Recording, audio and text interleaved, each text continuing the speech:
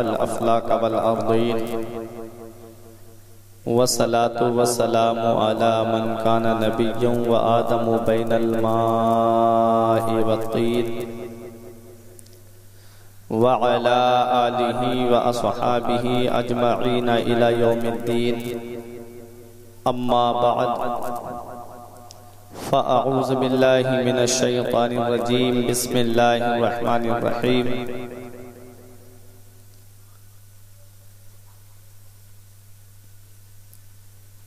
ولا تقولوا لمن يقتل في سبيل الله أموات بل أحياء ولكن لا تشعرون آمنت بالله صدق الله العظيم وصدق رسوله النبي الأمين الكريم ونحن على ذلك لمن الشاهدين والشاكرين والحمد لله رب العالمین۔ یا خدا بہر جناب مصطفیٰ امداد کن، یا رسول اللہ از بہر خدا امداد کن، یا شہید کربلا یا دافع کرب و بلا، گل رخا شہزادہ گلگوں قبا امداد کن۔ بیدم یہی تو پانچ ہیں مقصود کائنات، بیدم یہی تو پانچ ہیں مقصود کائنات، خیر النساء حسین و حسن مصطفیٰ علی۔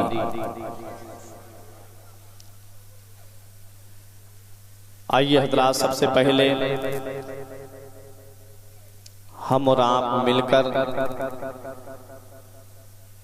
مصطفیٰ جان رحمت، شمع بزم ہدایت، مالک جنت،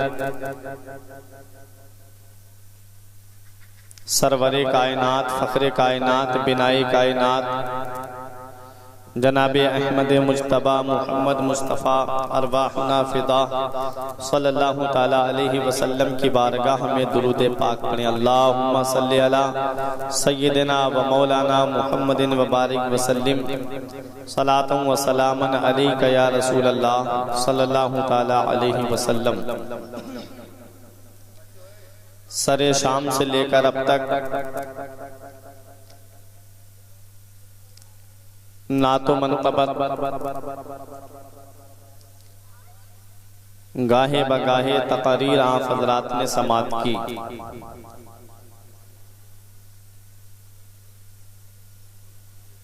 امام حسین رضی اللہ تعالیٰ عنہ کی بارگاہ میں کسی نے منقبت پڑھ کر کے خراج عقیدت پیش کیا، کسی نے تقریر کے ذریعے خراج عقیدت پیش کیا۔ امام حسین رضی اللہ تعالیٰ عنہ کی بارگاہ میں میں بھی خراج عقیدت پیش کرنے کے لیے آپ حضرات کے سامنے موجود ہوں۔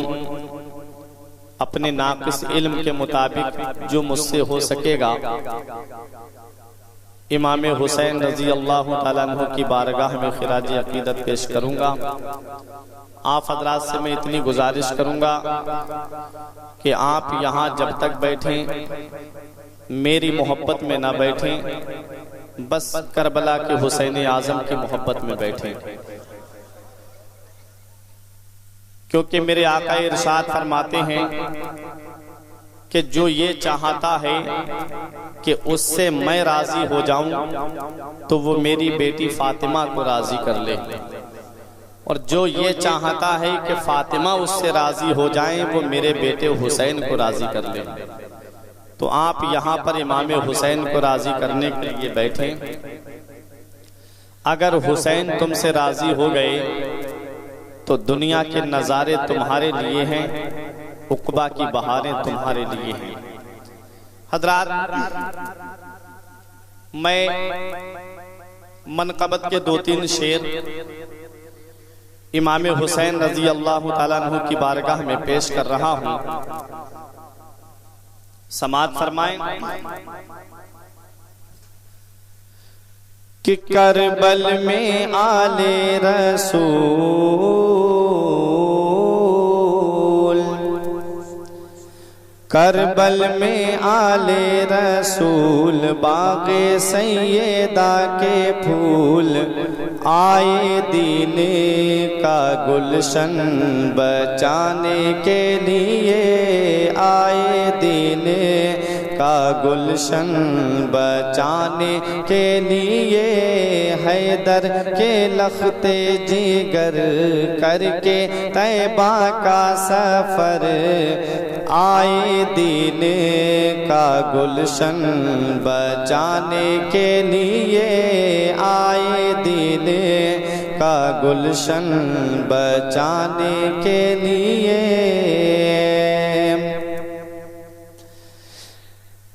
کہ شابیر پیتے ہیں جام شہادت، یا کرتے ہیں رب کی عبادت، یا کرتے ہیں رب کی عبادت، سر پہ عظمت کا ہے تاج،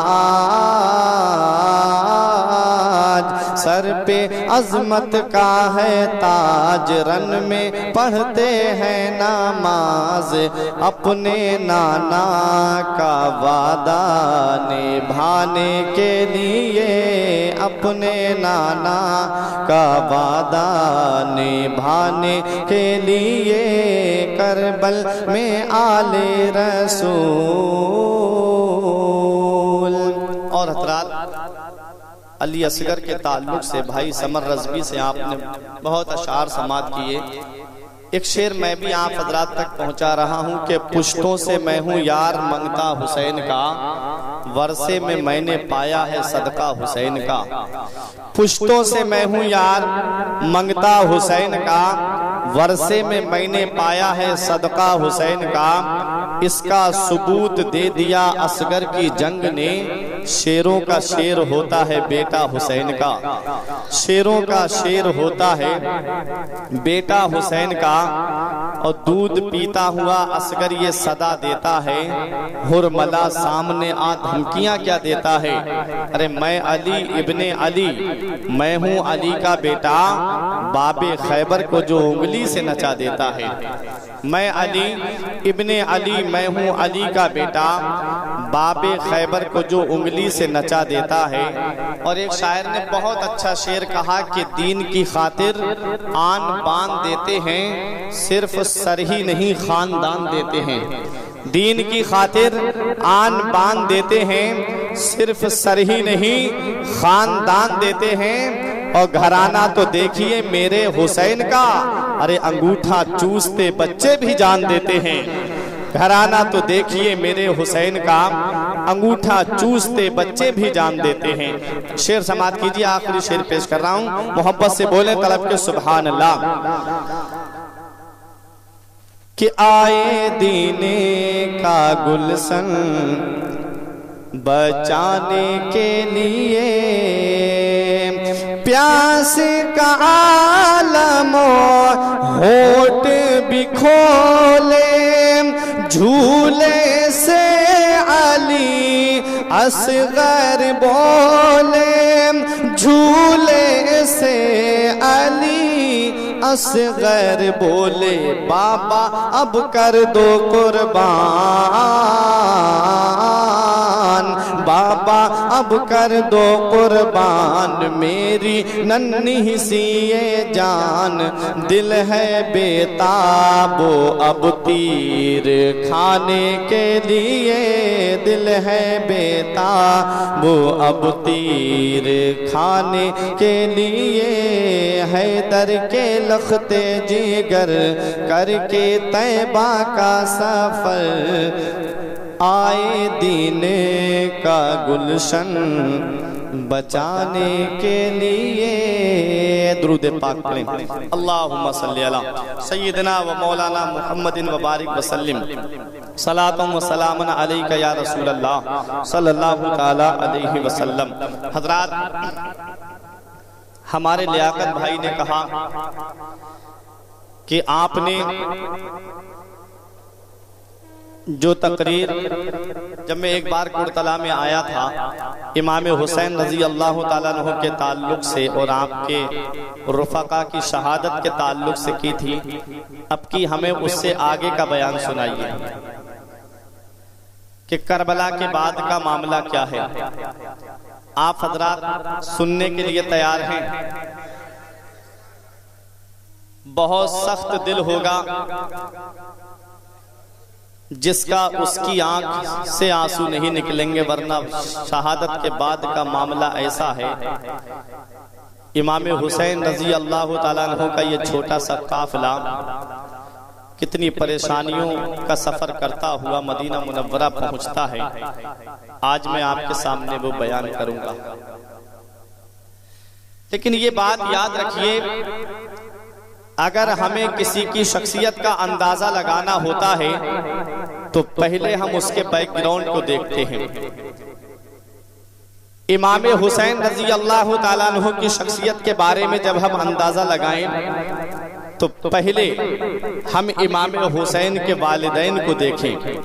امام حسین کے والد مولا علی شیر خدا، اللہ رب العزت نے اتنا بڑا انہیں مقام دیا، اتنی بڑی ان کو عظمت ملی، اتنی بڑی ان کو شان ملی کہ خود مدینے والے مصطفیٰ فرماتے ہیں من کنتو مولاہ فعلی مولا، میں جس کا مولا ہوں علی اس کے مولا ہیں۔ میرے نبی فرماتے ہیں انا مدینۃ العلم وعلی بابھا، میں علم کا شہر ہوں اور علی اس کا دروازہ ہے۔ حضرات، یہ مولا علی شیر خدا ہیں جن کو اللہ رب العزت کے پیارے محبوب صلی اللہ تعالی علیہ وسلم نے تمام ولیوں کا سردار بنا دیا۔ کوئی سا بھی سلسلہ ہو لیکن وہ مولا علی پہ جا کر کے ختم ہو جاتا ہے۔ حضرات، یہ مولا علی شیر خدا کی شان۔ اب آئیے امام حسین کی والدہ کی شان دیکھیں، اتنا بڑا مقام ہے حضرت فاطمہ رضی اللہ تعالی عنہا کا۔ نبی فرماتے ہیں فاطمہ میرا ٹکڑا ہے، فاطمہ میرے جگر کا ٹکڑا ہے۔ ایک مقام پہ میرے نبی نے فرمایا میری بیٹی فاطمہ تمام جنتی عورتوں کی سردار ہے۔ امام حسین کے والد تمام ولیوں کے سردار، امام حسین کے نانا تمام نبیوں کے سردار، امام حسین کی والدہ تمام جنتی عورتوں کی سردار، امام حسین کے بھائی امام حسن جنتی نوجوانوں کے سردار، خود امام حسین جنتی نوجوانوں کے سردار۔ ایسا مقدس گھرانہ ہے میرے آقا حسین کا، ایسے مقدس گھرانے میں میرے آقا حسین کی ولادت ہوتی ہے۔ آئیے میں آپ کو امام حسین کا مرتبہ بتاتا ہوا چلوں، پھر اس کے بعد میں اپنے اصل موضوع کی طرف آ رہا ہوں۔ میرے نبی کی یہ عادت کریمانہ تھی کہ میرے آقا فجر کی نماز جب پڑھاتے تھے تو تھوڑی دیر میرے نبی واز فرمایا کرتے تھے، صحابہ کرام کو شریعت مطہرہ کے مسائل سنایا کرتے تھے۔ لیکن آج میرے نبی نے فجر کی نماز پڑھائی ہے۔ میرے نبی مولا علی شیر خدا سے ارشاد فرماتے ہیں علی میرے ساتھ ساتھ چلو۔ مولا علی شیر خدا نبی کے پیچھے پیچھے چل رہے ہیں۔ حضرت علی سوچ میں ہیں کہ پتہ نہیں نبی کہاں تشریف لے جا رہے ہیں۔ پھر مولا علی شیر خدا نے کیا دیکھا کہ نبی کسی اور کے گھر کی طرف تشریف نہیں لے جا رہے ہیں بلکہ مولا علی شیر خدا کے گھر کی طرف تشریف لے جا رہے ہیں۔ مولا علی شیر خدا کے دروازے پہ میرے نبی پہنچے۔ میرے نبی نے ارشاد فرمایا علی میں اندر جا رہا ہوں اور تم دروازے پہ رہو، جب تک میری اجازت نہ ہو کسی کو اندر آنے مت دینا۔ مولا علی شیر خدا دروازے پہ کھڑے ہو جاتے ہیں، میرے نبی اندر تشریف لے جاتے ہیں۔ میرے نبی نے ارشاد فرمایا اے میری بیٹی فاطمہ میرا نور نظر کہاں ہے، میرا لخت جگر کہاں ہے، میرے جگر کا ٹکڑا کہاں ہے۔ حضرت فاطمہ نے امام حسین ایک چادر میں لیٹے ہوئے تھے، میرے نبی کی آگوش مبارک میں دے دیا۔ میرے نبی حسین کے کبھی پیشانی کو بوسہ دے رہے ہیں، کبھی میرے نبی حسین کے رخسار کو بوسہ دے رہے ہیں، کبھی میرے نبی حسین کے مقدس گلے کو بوسہ دے رہے ہیں۔ میرے نبی اپنے نواسے سے پیار فرما رہے رہے ہیں۔ صحابہ کرام تھوڑی دیر کے بعد مولا علی شیر خدا کے دروازے پہ آ گئے، حضرت علی سے اجازت مانگ رہے ہیں کہ ہم بھی اندر جانا چاہتے ہیں، لیکن مولا علی شیر خدا اجازت نہیں دے رہے ہیں۔ فرماتے ہیں جب تک نبی کی اجازت نہیں ہوگی میں تمہیں اجازت نہیں دے سکتا۔ میرے نبی گھر کے اندر تشریف فرما ہے۔ جبرائیل علیہ السلام نے رب کی بارگاہ میں عرض کی میرے پروردگار ہمیں اجازت دے دے، آج تیرے محبوب کے گھر میں محبوب آیا ہے، آج تیرے محبوب کے گھر میں اس کا لاڈلا حسین آیا ہے کہ ہم کیوں نہ اسے مبارکباد دینے کے لیے جائیں۔ حسین کی آمد کی مبارکباد ہم بھی نبی کی بارگاہ میں پیش کرنے کے لیے جانا چاہتے ہیں۔ پروردگار عالم نے ارشاد فرمایا اے جبرائیل مبارکباد دینے تو جا رہے ہو، پہلی مبارکباد ہماری ہونا چاہیے۔ جبرائیل علیہ السلام فرشتوں کے جلوس کو ساتھ میں لیتے ہیں، میرے نبی کے مکان، میرے نبی کے لاڈلے امام حسین کی ولادت کی مبارکباد دینے کے لیے مولا علی شیر خدا کے مکان پہ تشریف لا رہے ہیں۔ فرشتے خوشیاں منا رہے ہیں، جبرائیل خوشیاں منا رہے ہیں، میکائیل خوشیاں منا رہے ہیں۔ حضرت جبرائیل علیہ السلام فرشتوں کے جلوس کو لے کر کے آ رہے تھے۔ پہلے آسمان پہ ایک فرشتہ ایسا تھا جس کے ہاتھ اور پیر دونوں کٹے ہوئے تھے۔ اس فرشتے نے کہا کہ آج یہ فرشتوں کی جماعت کہاں جا رہی ہے؟ تو حضرات گرامی ایک فرشتے نے کہا آج نبی آخر الزماں کے یہاں پر، آج نبیوں کے سردار کے یہاں پر، آج دونوں عالم کے مالک و مختار کی لاڈلی بیٹی فاطمہ کی گود میں ایک ایسا شہزادہ آیا ہے جسے دنیا حسین کے نام سے جانے گی، جسے دنیا حسین کے نام سے یاد کرے گی۔ آج اس شہزادے کو مبارکباد دینے کے لیے ہم جا رہے ہیں۔ اس شہزادے کی آمد کی خوشخبری پر آمد پر ہم مبارکباد پیش کرنے کے لیے جا رہے ہیں۔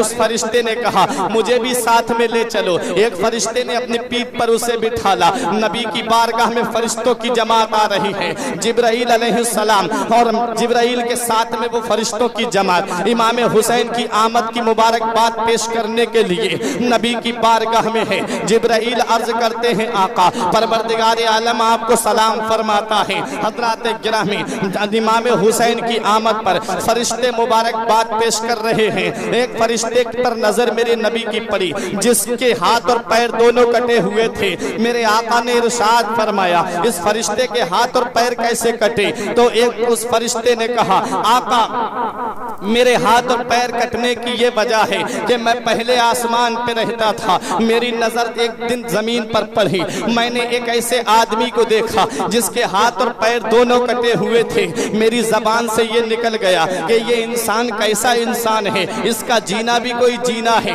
اس کے جینے سے تو اس کا مر جانا بہتر ہے۔ نہ تو اس کے ہاتھ سلامت ہیں، نہ تو اس کے پیر سلامت ہیں۔ اللہ کو یہ بات اتنی بری لگی کہ اللہ نے میرے ہاتھ اور پیر دونوں کاٹنے کا حکم دے دیا۔ حضرات گرامی یہاں سے ہمیں پتہ چلتا ہے اگر کسی میں کوئی نقص ہے تو ہمیں اس کا مذاق نہیں اڑانا چاہیے۔ یہاں سے ہمیں پیغام ملتا ہے اگر کسی کے اندر کوئی کمی ہے تو ہمیں اس کی ہنسی نہیں بنانا چاہیے۔ اگر کسی کے اندر کوئی عیب ہے تو ہمیں اس کے عیب کو ظاہر نہیں کرنا چاہیے۔ اگر کسی کی آنکھ میں خرابی ہے تو ہمیں اس کی آنکھ کو دیکھ کر کے مذاق نہیں اڑانا چاہیے۔ اگر کسی کے پیر میں پولیا ہے تو ہمیں اس کے پیر کو دیکھ کر کے مذاق نہیں اڑانا چاہیے۔ اگر کسی کے ہاتھ میں خرابی ہے تو ہمیں اس کا ہاتھ دیکھ کر کے مذاق نہیں اڑانا چاہیے۔ اللہ کا قرآن کہتا ہے کہ کوئی قوم کسی قوم کا مذاق نہ اڑائے، جس کا تم مذاق اڑا رہے ہو وہ اللہ کی بارگاہ میں تم سے بڑا بھی ہو سکتا ہے، اللہ کی بارگاہ میں اس کا مرتبہ تم سے زیادہ بھی ہو سکتا ہے، کیونکہ مرتبے تو اللہ جانتا ہے۔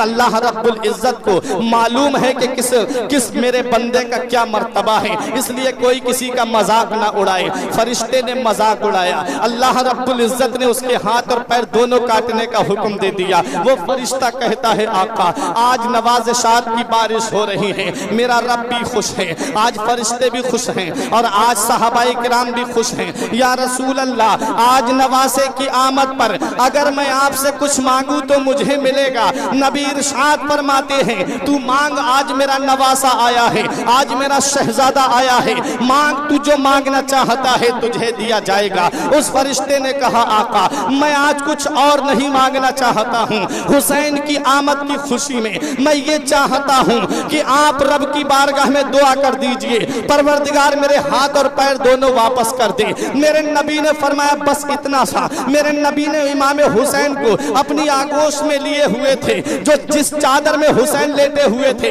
اس چادر کا ایک کنارہ اس فرشتے کے ہاتھ اور پیر پر مس کر دیا۔ قسم خدا کی اس کے ہاتھ بھی واپس آ جاتے ہیں، اس کے پیر بھی واپس آ جاتے ہیں۔ وہ امام حسین جس کی چادر کا ایک کنارہ اگر فرشتے کے ہاتھ اور پیر پر لگ جائے تو اس کے ہاتھ اور پیر دونوں واپس آ جائیں۔ اللہ اللہ، وہ امام حسین ہیں، فرشتے کے ہاتھ اور پیر دونوں واپس آ گئے۔ فرشتوں کی جماعت آ رہی ہے، تقریباً 1,40,000 فرشتوں کی جماعت آئی تھی حسین کو مبارکباد دینے کے لیے۔ یہ حضرت علی شیر خدا کو اجازت ملی کہ اندر آنے کی اجازت دی جائے۔ صحابہ کرام اندر آ رہے تھے۔ حضرت گرامی امام حسین کی آمد کی خوشی میں صحابہ کرام مبارکباد دے رہے ہیں، صدیق اکبر مبارکباد دے رہے ہیں، فاروق اعظم مبارکباد دے رہے ہیں، عثمان غنی مبارکباد دے رہے ہیں۔ علی گھر میں لاڈلے کا آنا مبارک ہو، فاطمہ گھر میں لاڈلے کا آنا مبارک ہو۔ حضرات گرامی، وہ فرشتہ جس کے ہاتھ اور پیر واپس آئے تھے، سب خوشی منا رہے تھے، اس کی آنکھوں سے آنسو ٹپک رہے تھے۔ میرے نبی نے فرمایا تیرے رونے کی وجہ کیا ہے؟ اس فرشتے نے عرض کیا آقا، آج جس نواسے کی آمد پر اتنی مبارکباد پیش کی جا رہی ہے، جس نواسے کی آمد پر فرشتے مبارکباد دے رہے ہیں، جس نواسے کی آمد پر صحابہ کرام مبارکباد دے رہے ہیں، اسی نواسے کو آپ کا کلمہ پڑھنے والے، اس نواسے کو آپ کا نام لینے والے میدان کربلا میں 3 دن کا بھوکا پیاسا شہید کر دیں گے۔ میرے نبی نے فرمایا کیسی بات کر رہا ہے؟ ابھی میرا لاڈلا پیدا ہوا ہے، ابھی میرا نواسا اس دنیا میں آیا ہے، ابھی میرے نواسے کی عمر ہی کتنی ہے اور ابھی سے تو میرے نواسے کی شہادت کی خبر سنا رہا ہے۔ وہ جبرائیل علیہ السلام سے کہتا ہے فرشتہ کہ آپ بتائیے۔ جبرائیل علیہ السلام نے عرض کیا ہاں یا رسول اللہ، آپ کے اس پیارے لاڈلے کو میدان کربلا میں 3 دن کا بھوکا پیاسا آپ کے امتی شہید کر دیں گے۔ جبرائیل نے وہاں کی مٹی لا کر کے دی، کہا آقا جس دن یہ مٹی خون بن جائے گی اس دن آپ کے نواسے کو شہید کر دیا جائے گا۔ میرے نبی نے وہ مٹی سلمہ کو دی تھی، جنہوں نے ایک شیشی کے اندر بند کر کے رکھ دیا تھا۔ حضرات گرامی، یہ بات بھی میں ابھی آپ کے سامنے بیان کروں گا، یہ مٹی کب خون بنی تھی۔ حضرات گرامی، میرے نبی نے ارشاد فرمایا اس فرشتے کو کیسے پتا چلا؟ تب جبرائیل علیہ السلام نے عرض کیا تھا آقا اس فرشتے کو شہادت کی خبر نہیں ہوگی تو کس کو ہوگی؟ آقا یہی تو وہ فرشتہ ہے جسے اللہ پاک نے امام حسین کی ولادت سے تقریباً 400 سال پہلے پیدا کیا ہے، اور صرف اس لیے پیدا کیا ہے کہ جب میدان کربلا میں حسین شہادت کا جام پی لے، امام حسین رضی اللہ تعالیٰ عنہ کا مزار پاک جب میدان کربلا میں بنے، تب سے لے کر کے قیامت تک یہی فرشتہ اس لیے پیدا کیا گیا ہے کہ قیامت تک حسین کے مزار پر اپنے نورانی پروں سے ہوا کرتا رہے اور اسے جھاڑو دیتا رہے۔ یہ مقام ہے امام حسین کا، یہ شان ہے امام حسین کی۔ نعرہ رسالت، نعرہ غوثیت، ذکر شہید اعظم کانفرنس، ذکر شہید اعظم کانفرنس، نعرہ تکبیر، نعرہ رسالت۔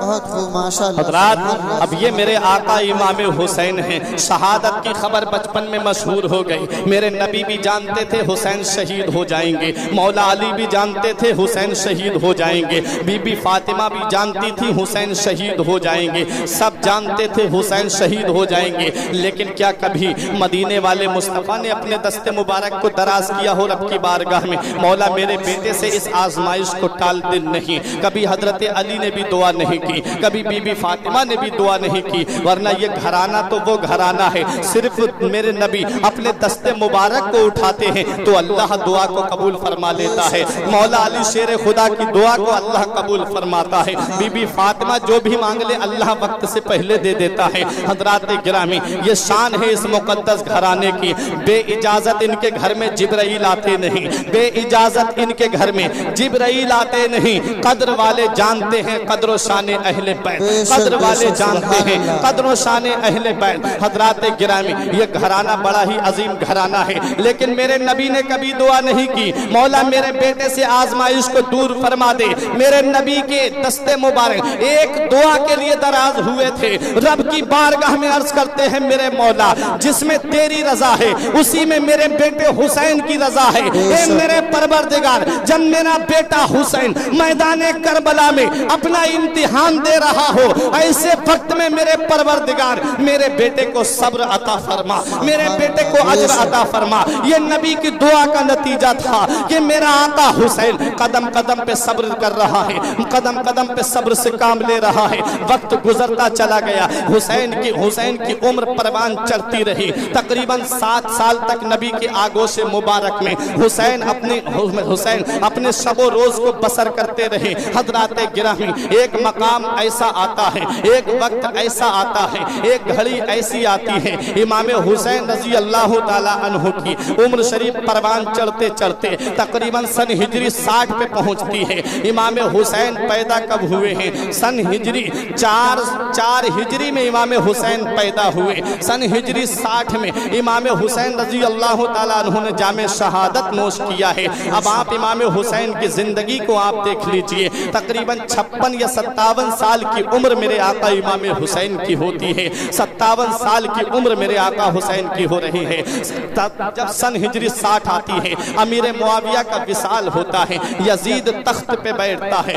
यजीद जब तख्त पे बैठा, यजीद ने सबसे पहला इमाम हुसैन के ऊपर जोर डाला था कि हुसैन मेरी बैअत नहीं करेंगे। ये बात भी मैं आपको बता दूं, मेरा आका हुसैन यजीद की सारी हरकतें जानता था। एक दिन यजीद मक्का मुकर्रमा आया हज करने के लिए, हज करके जब मदीना मुनव्वरा आया तो मेरे आका हुसैन उससे मिलने के लिए गए हुए थे, सिर्फ इस वजह से मिलने गए थे। उस वक्त अमीर मुआविया रजी अल्लाह ताला अन्हु गवर्नर थे। हजरात, उस वक्त इमाम हुसैन रजी अल्लाह ताला अन्हु ने सोचा लाओ क्यों ना अमीर मुआविया का बेटा आया है, लाओ क्यों ना उससे मुलाकात कर ली जाए। ये जालिम मदीने में पहुंचा हुआ था, वहां पर इसने यमन से शराब मंगा करके पी थी। अल्लाह अकबर, जिस शराब के बारे में नबी ने फरमाया हराम है, आज उसे एक सहाबी का बेटा पी रहा है। जिना के बारे में नबी ने फरमाया कि जिना हराम है, उसे एक सहाबी का बेटा कर रहा था। इसलिए मेरे आका हुसैन जानते थे कि यजीद शराबी भी है, यजीद नमाज को भी छोड़ता है, यजीद तारिक सलात भी है, यजीद जिना भी करता है, यजीद बदनिगाही भी करता है, यजीद लहबो लहब में भी मशगूल रहता है। जिसे ये सारी बातें पता चल जाएं, वो उसके हाथ में अपना हाथ कैसे दे सकता है। आज अगर तुम्हें थोड़ी सी भी हवा इस बात की लग जाए कि तुम्हारी मस्जिद का इमाम किसी गलत जगह पे बैठता है, तो तुम उस इमाम का पत्ता साफ कर देते हो, कहते हो हम इसे इमामत के लिए नहीं रखेंगे, हमने इसे फला जगह बैठा हुआ देखा था। अरे जब तुम्हें थोड़ा सा शक हो जाए, सिर्फ शक की बिना पे तुम अपने इमाम के हाथ में अपना हाथ नहीं देना पसंद करते हो, तो वो आका हुसैन जो यजीद के जिना के बारे में भी जानता था, जो यजीद के शराब पीने के बारे में भी जानता था, वो अपना मुकद्दस हाथ, वो भी वो हाथ जिसके बारे में नबी ने फरमाया अल हुसैन मिन्नी व अना मिनल हुसैन, हुसैन मुझसे हैं और मैं हुसैन से हूँ। मतलब क्या है? मतलब ये है हुसैन का हाथ मेरा हाथ है, हुसैन का कौल मेरा कौल है, हुसैन का फरमान मेरा फरमान है, हुसैन की शान मेरी शान है। हजरात गिरामी, अब देखिए हुसैन को इतनी बड़ी अजमत कैसे मिली है। मेरे आका हुसैन ने यजीद की बैअत नहीं की, मेरे आका हुसैन ने यजीद की बैअत करने से इनकार कर दिया। बहुत ज्यादा दबाव डाला गया जब मेरे आका हुसैन पर, तब मेरे आका हुसैन ने मदीना छोड़ने का इरादा फरमा दिया। मेरे आका हुसैन मदीना छोड़ने का इरादा फरमाते हैं। अब आइए जरा दिल पे हाथ रख करके सोचिए, मेरे आका हुसैन ने फरमाया बेटा अली अकबर तुम भी आ जाओ, बेटा कासिम तुम भी आ जाओ, भाई अब्बास तुम भी आ जाओ। हजरात गिरामी, ये छोटा सा काफिला लेकर के मेरे आका इमाम हुसैन अपने नाना मुस्तफा के रोजे पे पहुंचते हैं। नाना मुस्तफा की बारगाह में अर्ज करते हैं नाना आपका वही लाडला हुसैन आया है जिसे आप अपने सीने पे सीने से लगाया करते थे, आपका वही बेटा हुसैन आया है जिसे आप अपने कांधे पे बिठाया करते थे,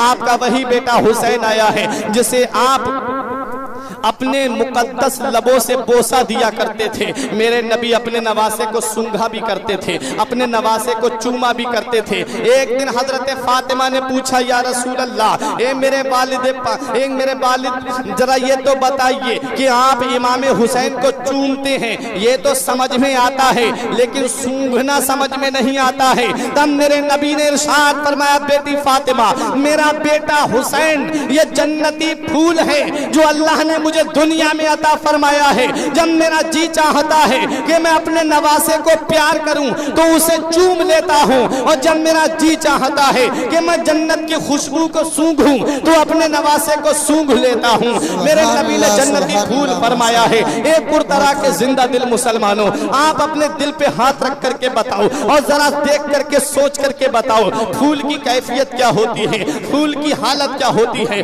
پھول پرطرح کی سرزمین پہ کھلے, صبح کو کھلے گا شام کو مرجھا جائے گا. پھول فتح گنج کی سرزمین پہ کھلے, صبح کو کھلے گا شام کو مرجھا جائے گا. پھول بریلی کی سرزمین پہ کھلے, صبح کو کھلے گا شام کو مرجھا جائے گا. پھول پیلی بھی شریف کی سرزمین پہ کھلے, صبح کو کھلے گا شام کو مرجھا جائے گا. پھول بدایوں کی سرزمین پہ کھلے, صبح کو کھلے گا شام کو مرجھا جائے گا. پھول ہندوستان کی سرزمین پہ کھلے, صبح کو کھلے گا شام کو مرجھا جائے گا. پھول پاکستان کی سرزمین پہ کھلے, صبح کو کھلے گا شام کو مرجھا جائے گا. لیکن یہی پھول اگر مدینے کی سرزمین پہ کھلے اور فاطمہ کی گود میں کھلے, علی کا بیٹا بن کر کے کھلے, نبی کا نواسا بن کر کے کھلے, تو یہ پھول مرجھائے گا نہیں. میدان کربلا میں 3 دن کا پیاسا رکھا جائے گا تب بھی یہ پھول مرجھائے گا نہیں. میدان کربلا سے آواز آئے گی, کتنے مہکے ہوئے ہیں مدینے کے پھول, کتنے مہکے ہوئے ہیں مدینے کے پھول, کربلا تیری قسمت پہ لاکھوں.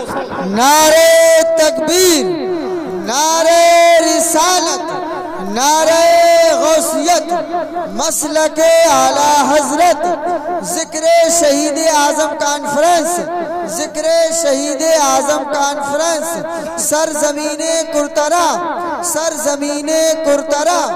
نعرے تکبیر, نعرے رسالت.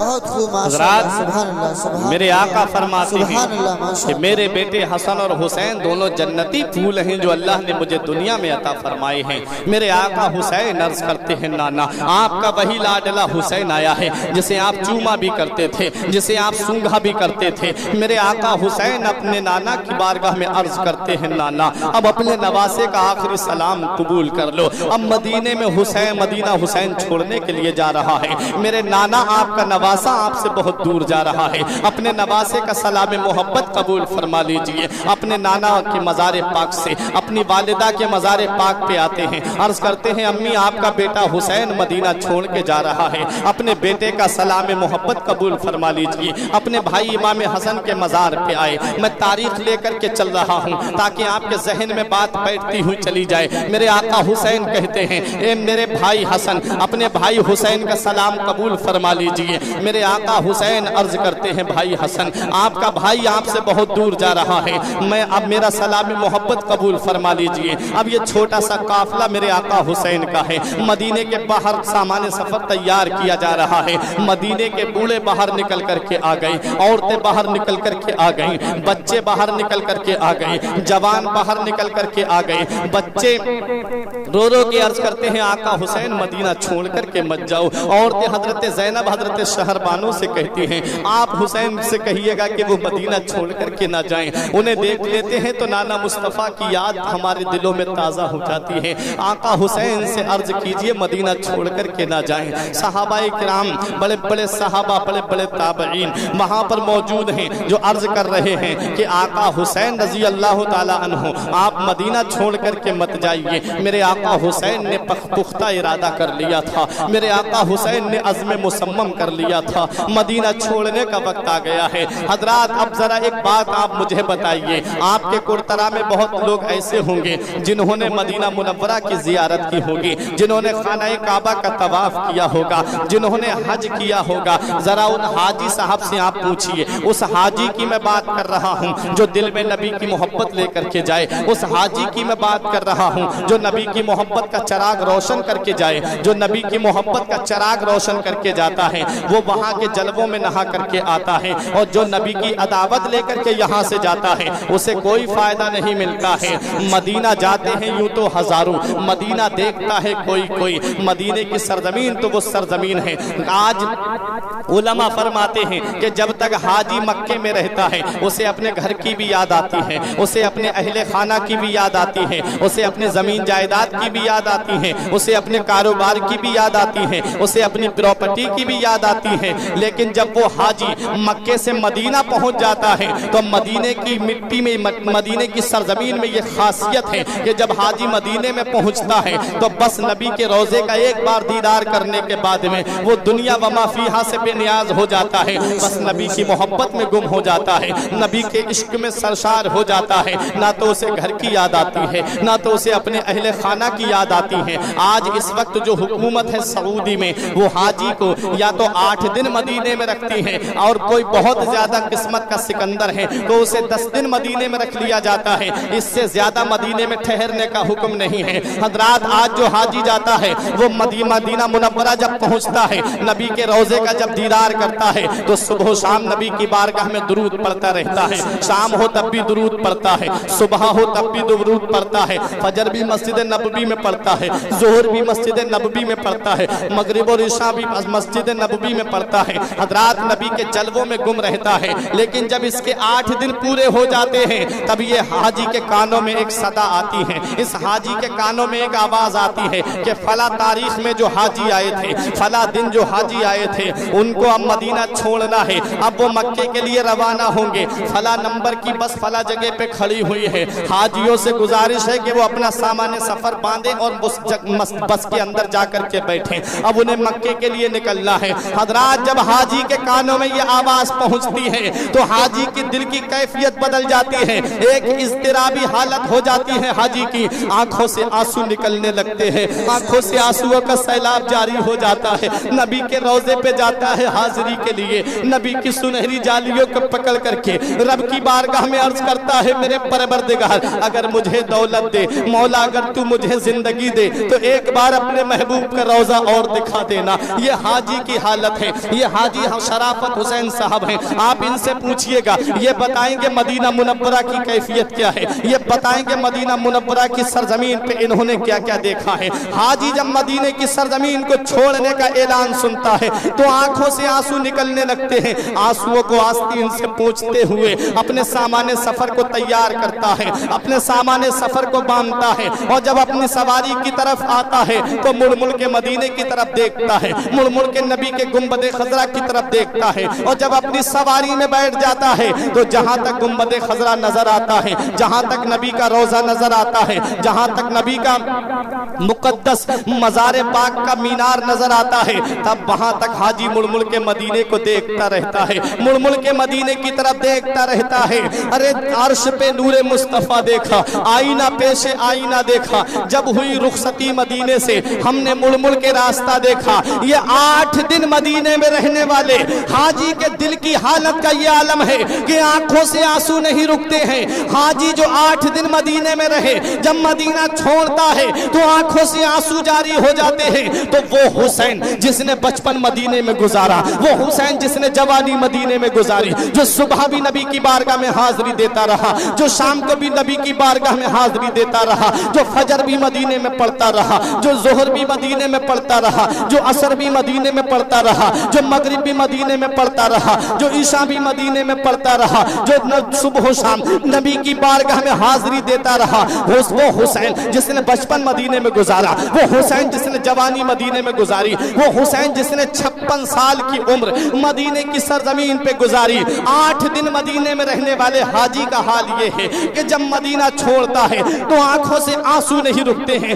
حسین نے تو 56 سال کی عمر مدینے میں گزاری ہے، نانا کا مدینہ چھوٹتا ہوگا کیسی بیتتی ہوگی میرے آقا حسین کے دل پر، نانا کا روزہ چھوٹتا ہوگا کیسی بیتتی ہوگی میرے آقا حسین کے دل پر۔ مدینہ چھوڑ رہے ہیں میرے آقا حسین، وہ مدینہ حسین سے چھوٹ رہا ہے، وہ مدینہ جو کونین کا تاج ہے، جس کا دیدار مومن کی معراج ہے۔ زندگی میں خدا ہر مسلمان کو وہ مدینہ دکھا دے تو کیا بات ہے۔ مڑ مڑ کے میرے آقا حسین مدینے کی طرف دیکھ رہے ہیں، تب حضرت زینب نے پوچھا تھا بھائی اب آپ مدینے کی طرف کیا دیکھ رہے ہیں؟ تب میرے آقا حسین نے فرمایا بہن زینب جسے دنیا میں کہیں چین نہیں ملتا، جسے دنیا میں کہیں سکون نہیں ملتا، جسے دنیا میں کہیں آرام نہیں ملتا، جسے دنیا میں کہیں راحت نہیں ملتی، اسے چین ہمارے نانا کے مدینے میں ملتا ہے، اسے سکون ہمارے نانا کے مدینے میں ملتا ہے، اسے راحت ہمارے نانا کے مدینے میں ملتی ہے۔ آج وہی مدینہ حسین سے چھوٹ رہا ہے۔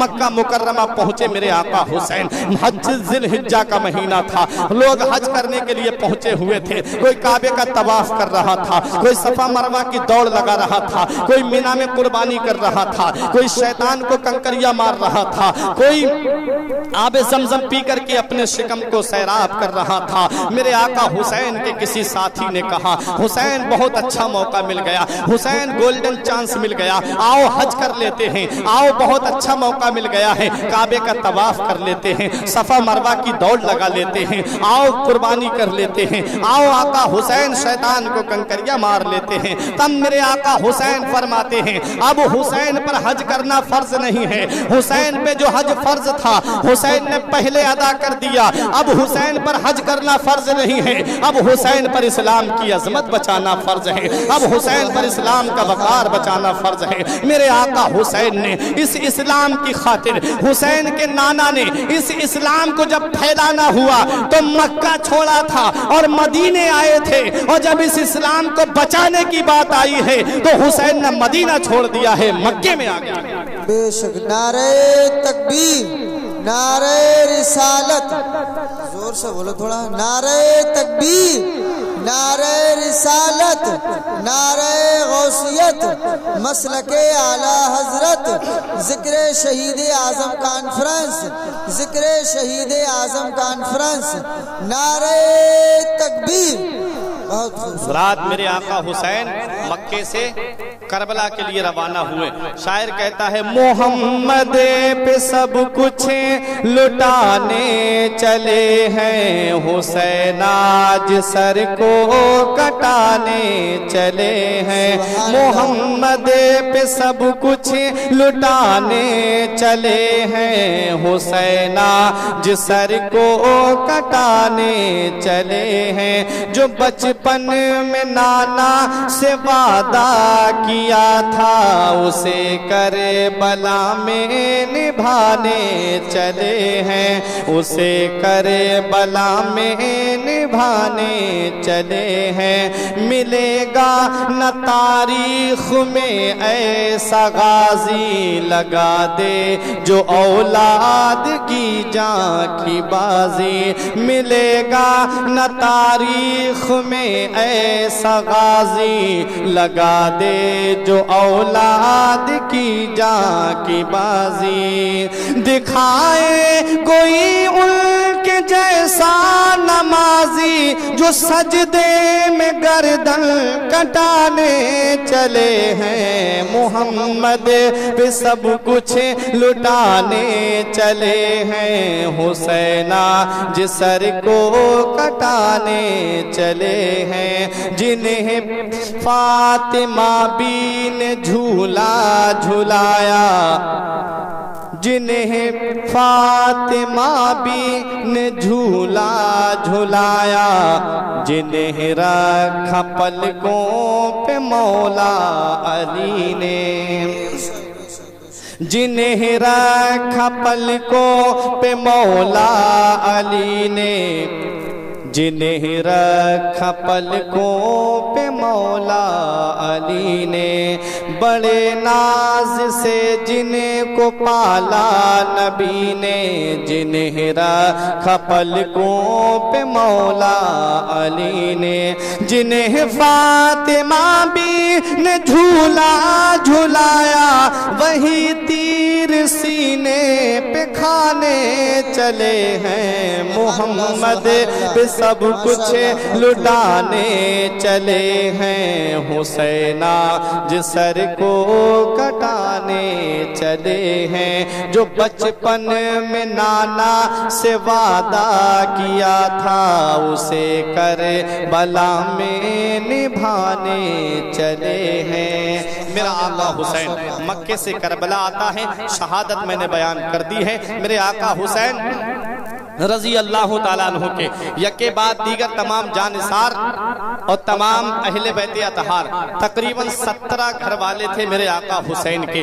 حضرت عباس رضی اللہ تعالیٰ عنہ یہ میرے آقا حسین کے سوتیلے بھائی ہیں, اور عباس رضی اللہ تعالیٰ عنہ کے تعلق سے یہ بیان کیا جاتا ہے کہ حضرت عباس کو اللہ رب العزت نے اتنی طاقت دی تھی, اتنی قوت دی تھی کہ آپ اپنے دشمن کا پیر, آپ اپنے دشمن کا نام پیر کے ناخون سے پتھر پہ لکھ دیا کرتے تھے.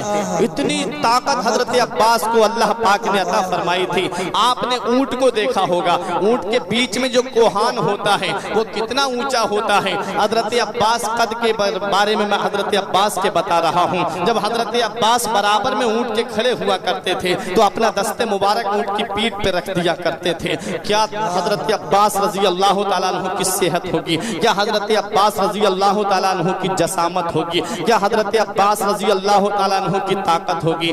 اسلام کا سپہ سالار میرے آقا حسین نے اسلامی لشکر کا سپہ سالار حضرت عباس کو بنایا تھا. پرچم حضرت عباس کے ہاتھ میں دیا تھا. پرچم اسلام میرے آقا حسین نے حضرت عباس کے ہاتھ میں دیا تھا. اللہ اکبر, وہ حضرت عباس ہیں. حضرت علی اکبر کے بارے میں نے ایک روایت پڑھی کہ جب حضرت عباس حضرت علی اکبر بھتیجے تھے, حضرت عباس چچا تھے, لیکن حضرت عباس علی اکبر رضی اللہ تعالیٰ عنہ سے قد میں لمبے تھے. جب حضرت عباس علی اکبر کے ساتھ ساتھ چلتے تھے تو سیدھے نہیں چلتے تھے بلکہ اپنے گھٹنوں کے بل چلا کرتے تھے. جیسے آدمی جھک جاتا ہے نا, جھک کر کے چلا کرتا تھا. کسی نے پوچھا کہ آقا آپ جھک کر کے کیوں چلتے ہیں, آپ ایسے کیوں چلتے ہیں جیسے کوئی رکوع میں چل رہا ہو. تب حضرت عباس فرماتے ہیں یہ علی اکبر جو ہیں یہ میرے مصطفیٰ صلی اللہ علیہ وسلم کے مشابہ ہیں, اور میں نہیں چاہتا ہوں میں جب ان کے برابر میں چلوں گا تو میرے جسم کا سایہ علی اکبر کے جسم پہ پڑ جائے گا. میں نہیں چاہتا ہوں کہ تصویر مصطفیٰ پہ عباس کا سایہ پڑ جائے, اس لیے میں ان کے ساتھ میں جھک کر کے چلا کرتا ہوں. وہ حضرت عباس بھی جام شہادت نوش کر جاتے ہیں شبیہ مصطفیٰ. حضرت علی اکبر بھی جام شہادت نوش کر لیتے ہیں. حضرت قاسم بھی جام شہادت نوش کر لیتے ہیں. اولو محمد بھی جام شہادت نوش کر لیتے ہیں. آخر میں میرے آقا حسین رضی اللہ تعالیٰ عنہ اپنے خیمے میں تشریف لاتے ہیں. ایک پرانا صندوق کھولتے ہیں, اس میں سے نانا مصطفیٰ کا امامہ شریف نکالتے ہیں. اس میں سے آپ ایک مقدس جبہ نکالتے ہیں, اسے زیبتن فرماتے ہیں. نانا مصطفیٰ کا امامہ سر پہ باندھتے ہیں. بابا کی ذوالفقار ہاتھ میں لیتے ہیں. یہ تلوار جو تھی اس کا نام ذوالفقار کیوں رکھا گیا تھا؟ ذوالفقار کا معنی آتے ہیں دو ٹکڑے کر دینے والی. مولا علی شیر خدا کی تلوار کی شان یہ تھی کہ جس جنگ میں آپ آ جاتے تھے تو تلوار آپ کی جس کے اوپر پڑ جاتی تھی وہ دو ٹکڑے ہو کے زمین پہ گر جاتا تھا. اس لیے مولا علی شیر خدا کو تلوار کو ذوالفقار کا لقب دیا گیا تھا. لا فتح الا علی, لا سیف الا ذوالفقار. حضرات گرامی میرے آقا حسین ذوالفقار ہاتھ میں لیتے ہیں. اب میرے آقا حسین اپنے خیمے والوں کو اکٹھا کر کے اپنی بیوی شہربانوں کو اپنے سینے سے لگاتے ہیں. ارشاد فرماتے ہیں تو ایک بادشاہ کی بیٹی ہے, جب سے تو میرے نکاح میں آئی تو نے کبھی اپنے شوہر کو ناراض نہیں کیا. تیرا شوہر حسین تجھ سے بہت راضی ہے. بس اتنی گزارش ہے کہ جب تو اپنے شوہر کو شہید ہوتا ہوا دیکھے تو صبر سے کام لینا. جب تو اپنے شوہر کے جسم پہ تلواریں لگتے دیکھے تو صبر سے کام لینا. میرے آقا حسین اپنی بہن زینب کو صبر کی وصیت فرماتے ہیں. ارشاد فرماتے ہیں بہن زینب تو نے مدینے سے لے کے مکے تک, مکے سے لے کے کربلا کے ریگستان تک اپنے بھائی کا ساتھ دیا. ہر مقام پہ صبر سے کام لیتی رہی. لہٰذا جب تو اپنے بھائی کے جسم پہ تلواریں لگتے دیکھے تو صبر کرنا. جب تو اپنے بھائی کے جسم پہ نیزے برچھی بھالے لگتے دیکھے تو صبر کرنا. صبر کی تلقین فرماتے ہیں میرے آقا حسین اپنے جوان بیٹے امام زین العابدین رضی اللہ تعالیٰ عنہ جن کا نام علی اوسط تھا. حضرات میرے آقا حسین کے 3 بیٹے, لیکن تینوں بیٹوں کے نام میرے آقا حسین نے علی پہ رکھے تھے. آج ہمارے گھر میں بیٹا پیدا ہو جائے اور مولوی صاحب سے آپ نام پوچھیں وہ اسلامی نام آپ کو بتا دیں تو آپ کہتے ہو یہ ہمارے فلاں خاندان میں فلاں کا نام ہے، فلاں رشتہ داری میں فلاں کا نام ہے، لیکن مولا علی شیر خدا کے لاڈلے امام حسین کے 3 بیٹے پیدا ہوئے، تینوں کے نام امام حسین نے علی رکھے تھے تاکہ باپ کی بھی یادگار تازہ رہے، لیکن پکارنے کے لیے ان کو ایک کو علی اکبر کر دیا، ایک کو علی اوسط، ایک کا نام علی اصغر، اکبر بڑا والا، اوسط بیچ والا، اصغر چھوٹا والا، یہ پکارنے کے لیے الگ سے امام حسین نے پہچان کے لیے الگ نام رکھ دیا۔ لیکن یاد رکھو مسلمانوں، میرے آقا حسین کے 3 بیٹے تینوں میدان کربلا میں ہیں، لیکن 2 جام شہادت نوش کر جاتے ہیں، ایک علی اکبر، ایک علی اصغر۔ علی اوسط جن کا نام امام زین العابدین ہے وہ میدان کربلا میں ابھی ہیں، بخار نے اتنا کمزور بنا دیا ہے، بخار نے اتنا نڈھال کر دیا ہے امام زین العابدین کو، آپ تلوار کا سہارا لے کر کے کھڑے ہوتے ہیں لیکن کمزوری کی وجہ سے وہیں پر پھر گر جاتے ہیں۔ میرے آقا حسین نے اپنے لاڈلے کو سینے سے لگایا۔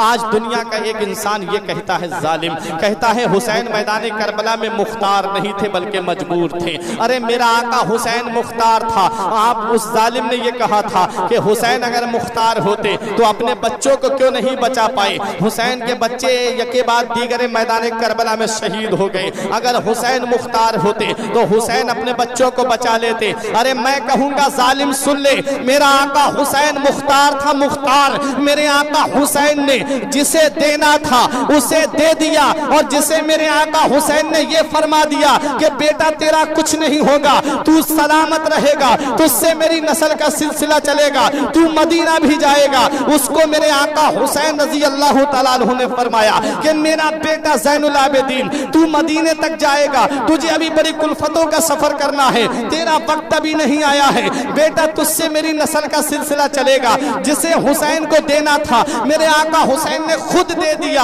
اور جسے بچانا تھا اسے میرے آقا حسین نے بچا دیا۔ سبحان اللہ، سبحان میرا آقا حسین مختار تھا۔ حضرات امام زین العابدین کی تاریخ میں ابھی آپ کے سامنے بتاؤں گا۔ میرے آقا حسین اب اپنی سواری کی طرف آتے ہیں، اپنی سواری پہ سوار ہوتے ہیں۔ میرے آقا حسین نے اپنے گھوڑے کو ایڑ لگائی، لیکن آقا حسین کا گھوڑا آگے بڑھنے کا نام نہیں لے رہا تھا۔ میرے آقا حسین نے فرمایا میرے غازی کیا یزیدیوں کی تلوار دیکھ کر کے ڈر گیا ہے؟ کیا یزیدیوں کے نیزے دیکھ کر کے ڈر گیا ہے؟ کیا یزیدیوں کی برچیاں دیکھ کر کے ڈر گیا ہے؟ کیا یزیدیوں کی کثرت دیکھ کر کے ڈر گیا ہے؟ تب میرے آقا حسین کی سواری نے اپنی زبان میں کہا تھا نہیں میرے آقا نہیں، بلکہ ایسا کچھ نہیں ہے، میں حسینی ہوں، حسینی، میں یزیدی نہیں ہوں۔ میرے آقا حسین میں آگے کیسے بڑھ سکتا ہوں؟ میرے پیروں میں سکینہ نے بیڑیاں ڈال دی ہیں۔ سکینہ نے دونوں ہاتھوں سے گھوڑے کی ٹانگ کو پکڑ لیا تھا اور کہہ رہی تھی مت لے جا میرے بابا کو، مت لے جا میرے بابا کو میدان کربلا میں۔ وہاں سے میرے چچا عباس واپس نہیں آئے، وہاں سے میرا بھائی علی اکبر واپس نہیں آیا، وہاں سے میرا بھائی قاسم واپس نہیں آیا، وہاں سے میرے 6 ماہ کا بھائی اصغر واپس نہیں آیا۔ مت لے جا میرے بابا کو، مجھے بابا کے بغیر نیند نہیں آتی ہے، جب تک میں بابا کے سینے پہ اپنا سر نہیں رکھ لیتی ہوں تب تک مجھے نیند نہیں آتی ہے۔ میں اپنے بابا کے بعد میں اپنا سر کس کے سینے پہ رکھ کر کے سوؤں گی؟ مت لے جا میرے بابا کو، بابا کے بعد میں کس کے سہارے پہ رہوں گی؟ میرے آقا حسین اپنی سواری سے نیچے تشریف لاتے ہیں، اپنی بیٹی کو سینے سے لگاتے ہیں، ارشاد فرماتے ہیں بیٹی بڑی کلفتوں کا سفر ہے، بیٹی بڑی دقتوں کا سفر ہے، بیٹی ہر مقام پہ صبر سے کام لیتی رہنا، بیٹی اللہ صبر کرنے والوں کے ساتھ میں ہے۔ یہ جابر ہیں جبر کر رہے ہیں، ہم صابر ہیں صبر کر رہے ہیں۔ میرے آقا حسین اپنی بچی کو صبر و رضا کے گہوارے میں پہنچا دیتے ہیں۔ بہن زینب کی آواز آتی ہے بھائی حسین آج تم دولہا بن کر کے میدان کربلا میں جا رہے ہو۔ جب نانا مصطفیٰ معراج کو تشریف لے جا رہے تھے تو ان کے گھوڑے کی لگام، ان کی سواری کی لگام، ان کی سواری کی لگام، ان کی براق کی لگام حضرت جبرائیل اور میکائیل نے پکڑی تھی، اور جب بابا علی جنگ میں تشریف لے جاتے تھے تو ان کی گھوڑے کی لگام تم اور بھائی حسن پکڑا کرتے تھے۔ بھائی اب تم میدان کربلا میں جا رہے ہو، بھائی آج تم صحرا سر پہ باندھ کے جا رہے ہو، بھائی آج تو تم دولہا بن کر کے جا رہے ہو۔ اے میرے بھائی بہن کو اجازت دے دو، تیری بہن باہر نکل کر کے تجھے تیری سواری کی لگام کو پکڑ کر کے رخصت کر سکے۔ میرے آقا حسین فرماتے نہیں بہن زینب نہیں، بلکہ تو صابروں کی بیٹی ہے، صابروں کی بہن ہے، صابروں کی ماں ہے، میری بہن صبر سے کام لینا، تو باہر مت نکلنا، تجھے ماں فاطمہ وہاں کی وہ بات یاد نہیں ہے جب ماں فاطمہ نے اپنے شوہر علی سے یہ وصیت کی تھی کہ جب میرا انتقال ہو جائے تو میرا جنازہ رات کے اندھیرے میں نکالنا۔ حضرت علی نے پوچھا تھا کہ رات کے اندھیرے میں کیوں؟ تو کہا کہ جس فاطمہ کو دن کے اجالے میں کسی نے نہیں دیکھا ہے اس فاطمہ کو رات کے اندھیرے میں بھی کوئی نہ دیکھے، وہ حضرت فاطمہ کا پردہ تھا۔ میں اپنی ماں اور بہنوں کو یہ پیغام دینا چاہوں گا کہ تم حضرت فاطمہ کی محبت کا دم بھرتی ہو، تم حضرت زینب کی محبت کا دم بھرتی ہو۔ محبت کا تقاضا یہ نہیں ہے کہ تم بے پردہ میلوں میں جا کر کے گھومو، محبت کا تقاضا یہ نہیں ہے کہ تم بے پردہ جا کر کے بازاروں میں گھومو، محبت کا تقاضا یہ نہیں ہے کہ تم بے پردہ جا کر کے مارکیٹ میں گھومو۔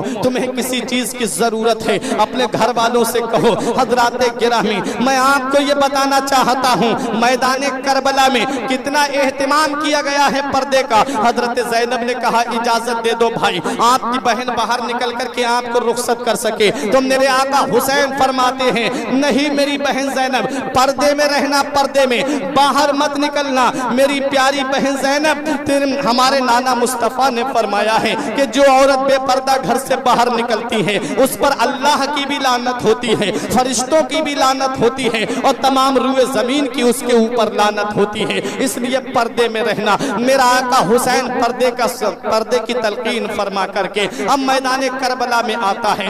یزیدیوں کو میرے آقا حسین نے خطبہ دیا تھا، میں نبی کا نواسا ہوں، میں نبی کا لاڈلا ہوں، میں نبی کا نور نظر ہوں، میرے خون سے اپنے ہاتھوں کو مت دھو۔ تب یزیدیوں نے کہا تھا حسین دو باتوں میں فیصلہ، یا تو جنگ کرو یا یزید کی بیعت کرو۔ میرے آقا حسین فرماتے ہیں مجھے اگر یزید کی بیعت کرنا ہوتی تو مدینے کی سرزمین کو چھوڑ کر نہیں آتا، یزید کی بیعت کرنا ہوتی تو مکے کی سرزمین کو چھوڑ کر کے نہیں آتا۔ میرے آقا حسین فرماتے ہیں آ جاؤ میرے مقابلے کے لیے، جو سب سے بڑا تمہارا بہادر ہو، جو سب سے بڑا تمہارا طاقتور سورما ہو، بھیجو میرے مقابلے کے لیے۔ لیکن کون آئے؟ جب شیر جنگل کا اگر کہیں بستی میں پہنچ جاتا ہے تو پوری پوری بستیاں خالی ہو جاتی ہیں۔ آج تو علی کا شیر میدان کربلا میں آیا ہے، 22,000 بکریوں کے سامنے علی کا شیر کھڑا ہوا ہے، ایک ادھر ادھر بھاگنے والے بھاگ رہے ہیں۔ کون ہے جو حسین سے مقابلہ کر سکے؟ جس کے باپ نے خیبر کے گیٹ کو اکھاڑا،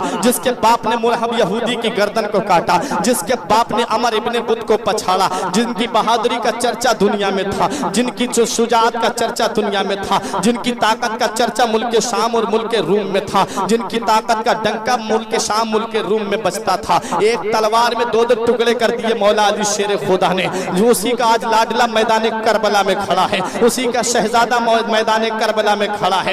یزیدی تو سمجھ رہے تھے اب حسین صبح سے لاشیں اٹھا کر کے تھک گئے ہیں، حسین میں اتنی سکت نہیں ہے، حسین میں اتنی قوت نہیں ہے، حسین میں اتنا پاور نہیں ہے، حسین میں اتنی طاقت نہیں ہے کہ 22,000 یزیدیوں سے مقابلہ کر سکیں۔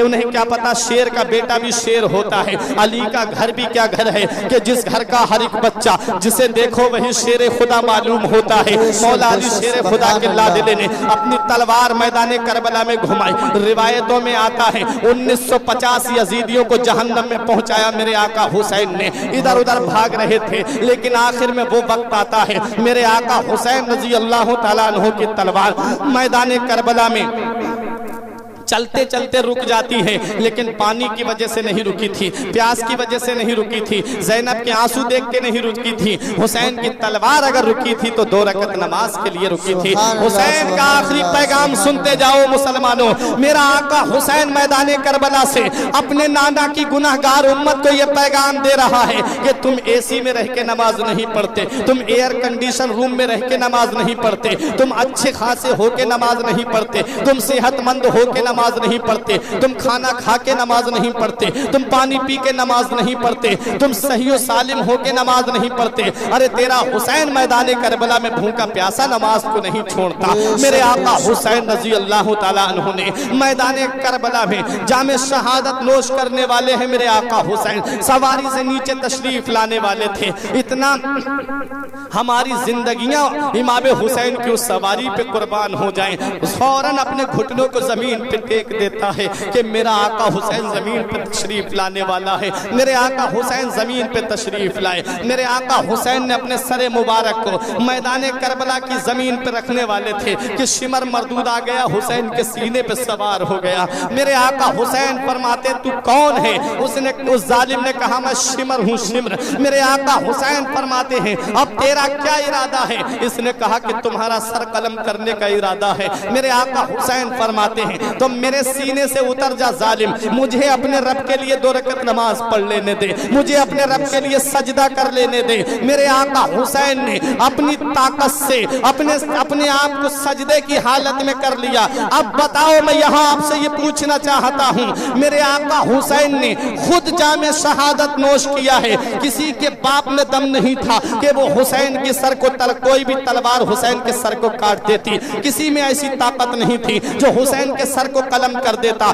ارے ابراہیم علیہ السلام کا بیٹا اسماعیل علیہ السلام، جن کے حلق پہ چھری رکھی جائے تو وہ چھری کند ہو جاتی ہے، حلق کو نہیں کاٹ پاتی ہے۔ آج اس نبی کا نواسہ میدان کربلا میں ہے، اس نبی کا شہزادہ جو تمام نبیوں کا سردار ہے، جو تمام رسولوں کا سردار ہے، جو تمام پیغمبروں کا سردار ہے، وہ نبی کا نواسہ چاہتا تو کسی میں ہمت نہیں جو تلوار لے کے آگے بڑھ جاتا، وہ شہزادہ چاہتا کسی میں ہمت نہیں جو حسین کے سر کو قلم کر دیتا۔ لیکن خود میرے آقا حسین نے اپنے آپ کو سجدے کی حالت میں کر لیا۔ میں ایک سوال آپ سے یہ پوچھنا چاہتا ہوں، سجدے کی حالت میں آقا حسین نے اپنے سر کو کیوں کٹوایا؟ کھڑے ہوتے تب جام شہادت نوش کر لیتے، بیٹھتے تب جام شہادت نوش کر لیتے، لیکن سجدے کی حالت میں جا کے کیوں جام شہادت نوش کیا؟ یہ سوال میں آپ سے پوچھتا ہوں، جواب اس کا میں دے رہا ہوں۔ سجدے کی حالت میں اس لیے جام شہادت نوش کیا میرے آقا حسین نے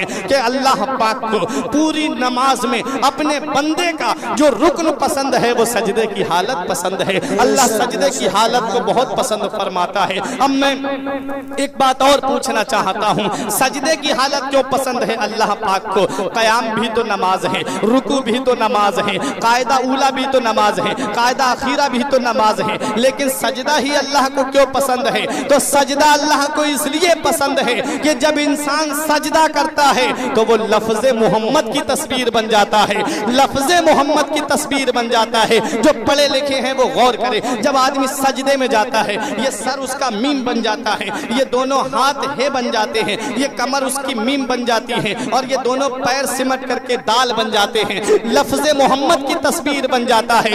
نبی فرماتے ہیں الحسین منی وانا من الحسین، حسین مجھ سے ہیں اور میں حسین سے ہوں۔ حسین سجدے میں اپنے نانا کی تصویر بن جاتے ہیں، اور سجدے کی حالت میں میرے آقا حسین کے سر کو قلم کر دیا جاتا ہے۔ جیسے ہی میرے آقا حسین کے سر مبارک کو تن سے جدا کیا گیا تھا، آسمان کے سورج نے منہ چھپا لیا، چاند نے اپنا منہ چھپا لیا، ستاروں نے چمکنا بند کر دیا، اندھیری چھا گئی میدان کربلا میں۔ اب کون ہے جو امام حسین رضی اللہ تعالیٰ عنہ کی شہادت کے بعد میں ایک دوسرے کو دیکھے؟ حضرات اندھیری چھا جاتی ہے میدان کربلا میں۔ ہم آج بھی روایتوں میں آتا ہے کہ خانہ کعبہ کے ہر پتھر سے امام حسین کی شہادت پہ خون کا فوارہ جاری ہوا تھا، بیت المقدس کی ہر اینٹ سے امام حسین کی شہادت پہ خون جاری ہوا تھا۔ آسمان کے کنارے سرخ ہو گئے تھے، افق شفق جو تم دیکھ رہے ہو، آسمان کے کنارے جو دیکھ رہے ہو، امام حسین کی شہادت پہ سرخ پڑ گئے تھے۔ میرا آقا حسین شہید ہوتا ہے۔ میرے آقا حسین کو شہید کرنے کے بعد بھی ان ظالم یزیدیوں کے ظلم کا بازار نہیں تھما تھا، ان ظالم یزیدیوں کے ظلم کا بازار ابھی نہیں تھما ہے۔ ان ظالم یزیدیوں نے تمام خیموں میں آگ لگا دی۔ تمام خیموں میں جب آگ لگی، چھوٹے چھوٹے بچے خیموں میں تھے، مستورات خیموں کے اندر تھیں، عورتیں خیموں کے اندر تھیں، ازواج مطہرات خیموں کے اندر تھیں۔ میرے آقا حسین رضی اللہ تعالیٰ عنہ کی بی بی شہربانوں خیمے کے اندر، بہن زینب کو اللہ رب العزت نے ایسی استقامت عطا فرمائی تھی کہ آج بھی روایتوں میں آتا ہے کہ اتنا اہم کردار میدان کربلا میں امام حسین کا نہیں تھا جتنا حضرت زینب رضی اللہ تعالی عنہا کا تھا۔ کتنا بڑا کردار تھا حضرت زینب کا، ذرا تاریخ اٹھا کر کے دیکھو، پورا اسلام حضرت زینب بچا کر کے مدینے لے کر کے آئی ہیں، پورا اسلام حضرت زینب مدینے بچا کر کے لائی ہیں۔ امام حسین کی शहादत पर इमाम हुसैन रजी अल्लाह ताला अन्हु का जो मिशन था वो वही मैदान करबला तक रुक गया, लेकिन उस मिशन को आगे बढ़ाने वाली हजरत ज़ैनब हैं, हजरत इमाम ज़ैनुल आबिदीन हैं। इमाम ज़ैनुल आबिदीन खेमे के अंदर थे और इन जालिमों ने खेमे में आग लगा दी। हजरत ज़ैनब रजी अल्लाह ताला अन्हा खेमे के अंदर जाती हैं, छोटे छोटे बच्चों को ला करके बाहर बिठाती हैं। उसके बाद में हजरत ज़ैनब रजी अल्लाह ताला अन्हा को किसी ने देखा कि एक जवान को अपनी पीठ पे लाद करके खेमे के अंदर से बाहर ला करके रखती हैं। इतना बड़ा किरदार हजरत ज़ैनब का।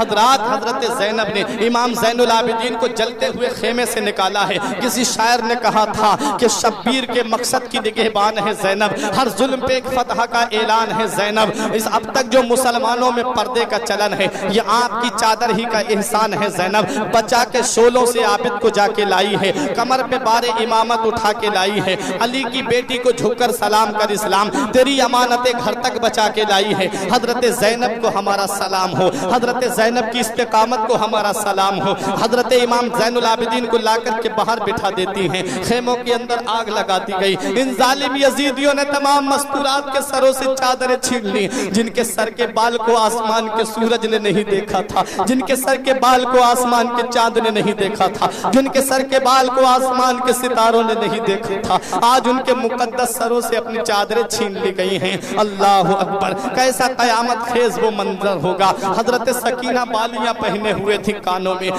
एक जालिम यजीदी ने वो बालियां ऐसे छीनी कि आपके कानों से खून जाहिर हो जाता है, लेकिन ये सब सब्र कर रहे हैं, सब्र से काम ले रहे हैं। मेरे आका हुसैन रजी अल्लाह ताला अन्हु के सरे मुबारक को एक जालिम यजीदी ने अपने कब्जे में ले लिया। तमाम शुहदा के सरों को अपने अपने कब्जे में ले लिया जाता है। अब मेरे आका हुसैन रजी अल्लाह ताला अन्हु जिस दिन शहीद हुए थे, जुमे की नमाज का वक्त था, जब मेरे आका हुसैन ने शहादत का जाम पिया था, मैं अपनी माँ और बहनों को एक पैगाम देना चाहता हूँ। हजरत ज़ैनब का किरदार देखो, हजरत ज़ैनब से मोहब्बत का दम भरती हो, हजरत फातिमा से मोहब्बत का दम भरती हो। मुसलमानों, मैदान करबला का हाल सुनो, अपने सीने पे हाथ रख करके देखो। जब असर की नमाज का वक्त आता है तब हजरत ज़ैनब तमाम मस्तूरात से फरमाती है कि अब चलो असर की नमाज का वक्त आ गया है, चलो असर की नमाज पढ़ लेते हैं। घर की औरतों ने कहा था कि यहाँ पर पानी कहाँ है, आप फरमाती हैं पानी नहीं है तो तयम्मुम से तयम्मुम कर करके नमाज पढ़ो। लेकिन नमाज किसी हालत में माफ नहीं है, नमाज किसी हालत में माफ नहीं है। हजरत गिरामी हजरत ज़ैनब फरमाती हैं कि हमारे नाना मुस्तफ़ा ने फरमाया है कि जिसने असर की नमाज छोड़ दी उसके तमाम आमाल बर्बाद कर दिए जाते हैं, उसका कोई अमल कबूल नहीं किया जाता है। ए मुसलमानों, ये नाना मुस्तफ़ा का फरमान है। हजरत गिरामी मेरे नबी फरमाते हैं जो फजर छोड़ दे उसके चेहरे से नूर खत्म कर दिया जाता है, जो जोहर को छोड़ दे उसके रिज्क से बरकत खत्म कर दी जाती है, जो असर छोड़ दे उसके जिस्म से ताकत खत्म कर दी जाती है, जो मगरिब छोड़ दे उसके औलाद से कोई फायदा नहीं पहुंचता है, जो इशा की नमाज छोड़ दे उसकी नींद से बरकत खत्म कर दी जाती है, उसकी नींद से आराम खत्म कर दिया जाता है। कभी देखना इशा की नमाज जो पढ़ करके नहीं लेटते हैं, पूरी रात बेचैन पड़े रहते हैं बिस्तर पे, पूरी रात बेचैनी में गुजारते हैं, और जो इशा की नमाज पढ़ के लेटता है वो अपनी बिस्तर पे आराम से सो जाता है। अरे रिवायत में आता है कि जो इशा की नमाज पढ़ के अपने घर पे कोई खुराफात न करे, कोई नाजायज काम न करे, कोई टीवी वीडियो न देखे, आराम से आकर के नबी पे दुरूद पढ़ के कलमा तैयब पढ़ के बिस्तर पे सो जाए और फजर की नमाज में उठ जाए, तो मेरे नबी फरमाते हैं उसके लिए ऐसा है जैसे उसने पूरी रात अल्लाह की इबादत की है। कितना बड़ा अल्लाह पाक ने तुम्हें अजर दिया है। लेकिन समझने वाले समझते हैं, जानने वाले जानते हैं। हजरत ज़ैनब फरमाती हैं चलो असर की नमाज का वक्त हो गया है, असर की नमाज पढ़ो। हजरत गिरामी असर की नमाज पढ़ने के लिए तयम्मुम करने का हजरत ज़ैनब हुक्म देती हैं। हजरात रात की अंधेरी छा गई थी। अब यजीदियों ने सोचा ये 3 दिन के भूखे प्यासे हैं, अब इनको खाना और पानी तो मिला नहीं है, चलो अब ये औरतें बची हैं इनको खाना और पानी भेज देते हैं। अब यजीदियों ने सोचा किसके हाथ भेजें, तब हजरत हुर की बीबी को पसंद करके लाए, पटा करके लाए। बोले चलो तुम ही जाकर के खाना भिजवा सकती हो, वरना हमारे अंदर इतनी हिम्मत नहीं है। ज़ैनब तलवार लेकर के बाहर बैठी بیٹھی ہوئی تھی، فرما رہی تھی میری رگوں میں بھی علی کا خون دوڑ رہا ہے، میری رگوں میں بھی فاطمہ کا دودھ خون بن کر کے دوڑ رہا ہے، مجھے بھی اللہ رب العزت نے یہ شرف دیا ہے کہ میں شیر خدا کی بیٹی ہوں۔ ہے کوئی آئے ذرا میرے سامنے، تلوار ہاتھ میں لے لی تھی مولا علی شیر خدا کی ذوالفقار، مولا علی شیر خدا کی لاڈلی بیٹھی ہے، کوئی آگے بڑھنے کا نام نہیں لے رہا ہے۔ حر کی بی بی کو کھانا دیا، پانی دیا، کہا جا کر کے تم ہی دے کر کے آؤ۔ حضرات گرامی اب حر کی بی بی آتی ہیں، حضرت زینب نے کہا کون ہے وہیں پر رک جائے، اس نے کہا میں حر کی بی بی ہوں، کہا کس لیے آئی ہو، کہا کھانا اور پانی لے کر کے آئی ہوں۔ تب حضرت زینب نے فرمایا جب پانی کی ضرورت علی اصغر کو تھی تب تم کہاں تھی، جب پانی کی ضرورت سکینہ کو تھی تب تم کہاں تھی، اب تو پانی کی ضرورت یہاں کسی کو نہیں ہے، اب تو کھانے کی ضرورت یہاں کسی کو نہیں ہے۔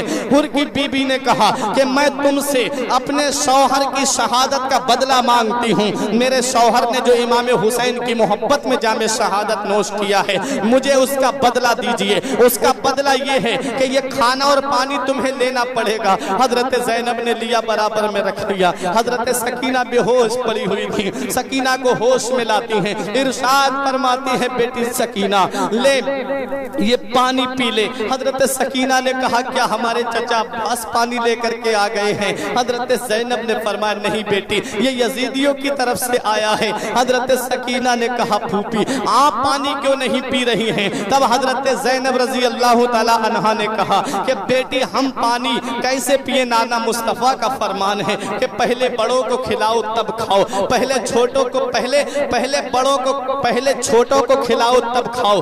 حضرات گرامی حضرت زینب سے سکینہ نے کہا اچھا نانا مصطفیٰ نے فرمایا ہے کہ پہلے چھوٹوں کو کھلاؤ تب کھاؤ۔ حضرت زینب نے کہا ہاں بیٹی۔ حضرت سکینہ پانی کا گلاس لیتی ہیں، میدان کربلا کی طرف دوڑ رہی تھی۔ حضرات گرامی حضرت زینب نے کہا بیٹی کہاں جا رہی ہو؟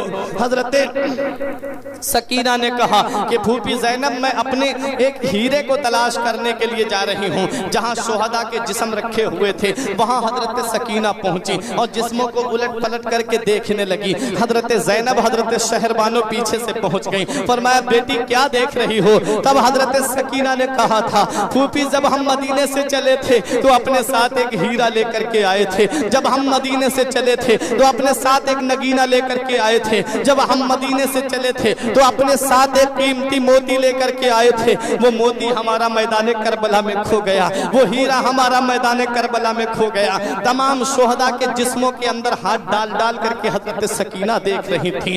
حضرت زینب نے کہا بیٹی کیا ملا؟ تبھی اچانک حضرت سکینہ نے آواز بلند کر کے کہا ہاں میری پھوپھی زینب مجھے میرا ہیرا مل گیا ہے، مجھے میرا نگینہ مل گیا ہے، مجھے میرا موتی مل گیا ہے۔ حضرت اصغر کے جسم کو نکالتی ہے حضرت سکینہ، اپنے گودی میں رکھتی ہیں، ارشاد فرماتی ہیں اے میرے بھائی علی اصغر، پھوپھی زینب فرماتی ہیں کہ نانا مصطفیٰ کا فرمان ہے کہ پہلے چھوٹوں کو کھلاؤ تب کھاؤ، پہلے چھوٹوں کو پلاؤ تب پیو۔ ہم جب مدینے سے چلے تھے، مکے آئے تھے، مکے سے کربلا آئے ہیں، تم سے زیادہ چھوٹا اپنے ساتھ کسی کو لے کے نہیں آئے تھے۔ میرے بھائی یہ پانی پی لو۔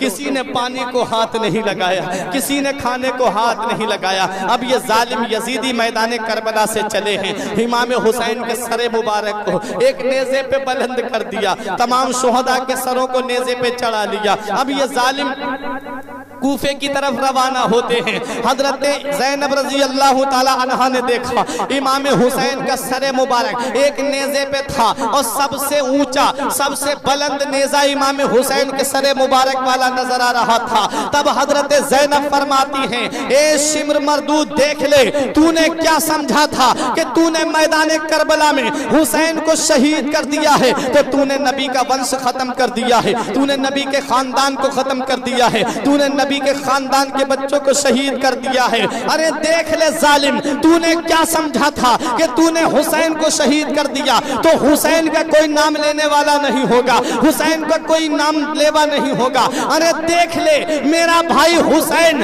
کل بھی اونچا تھا، آج بھی اونچا ہے اور قیامت تک اونچا رہے گا۔ میرے بھائی کا سر کل بھی بلند تھا، آج بھی بلند ہے اور قیامت تک بلند رہے گا۔ میرا بھائی حسین کل بھی اونچا تھا، آج بھی اونچا ہے اور قیامت تک اونچا رہے گا.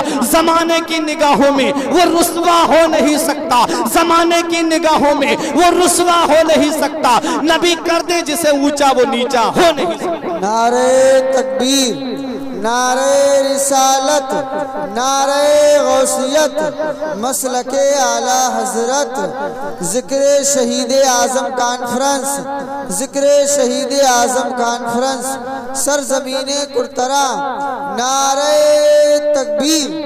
حضرات تاریخ سنتے ہوئے چلیں. اب یہ سر چل رہا ہے, راستے میں ایک گرجا گھر پڑتا ہے.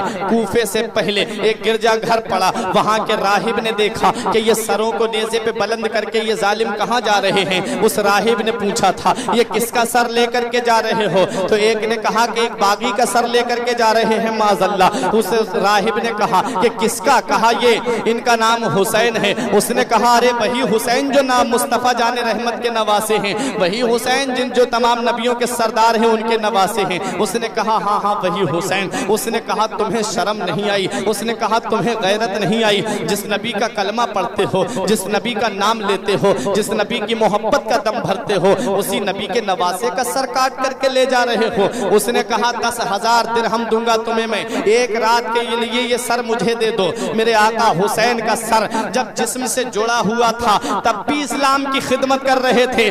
آقا حسین کا سر جسم سے الگ ہوا تب بھی میرا آقا حسین اسلام کی خدمت کر رہا ہے. دیکھو میرے آقا حسین رضی اللہ تعالیٰ عنہ کا سر مبارک. یہاں ایک بات اور میں آپ کو بتا دوں, میرے آقا حسین رضی اللہ تعالیٰ عنہ کے سر کو جب نیزے پہ بلند کر کے یہ ظالم یزیدی آگے بڑھے تھے تب حضرت زینب نے ایک نظر کربلا کے میدان کی طرف ڈالی تھی, اور جب اپنے بھائی حسین کے جسم پاک کو میدان کربلا میں دیکھا تھا اور سر کو نیزے پہ بلند دیکھا تھا تب حضرت زینب نے کہا اے میرے بھائی کیا اسی دن کے لیے تم ہمیں مدینے سے لے کر کے آئے تھے؟ اے میرے بھائی جب مدینے سے تم لے کر کے چلے تھے تو کتنے پردے کے ساتھ لے کر کے چلے تھے؟ جب تم ہمیں مدینے سے لے کر کے بڑے تھے تب پردے کے اہتمام کے ساتھ چلے تھے. اے میرے بھائی آج اپنی بہن کو تنہا چھوڑ دیا, اے میرے بھائی آج اپنی بہن کو اکیلا چھوڑ دیا. تو میرے آقا حسین کے بہن زینب نے اپنے بھائی حسین کے جسم سے جا کر کے لپٹ جاتی ہیں اور کہتی ہیں میرے بھائی ہمیں کس کے سہارے پہ چھوڑ دیا ہے؟ تو حسین کا سر جو نیزے پہ بلند تھا, آواز آتی ہے میری بہن زینب تو یہ مت سمجھنا کہ تیرے بھائی حسین نے تجھے تنہا چھوڑ دیا ہے, تو یہ مت سمجھنا تیرے بھائی حسین نے تجھے اکیلا چھوڑ دیا ہے.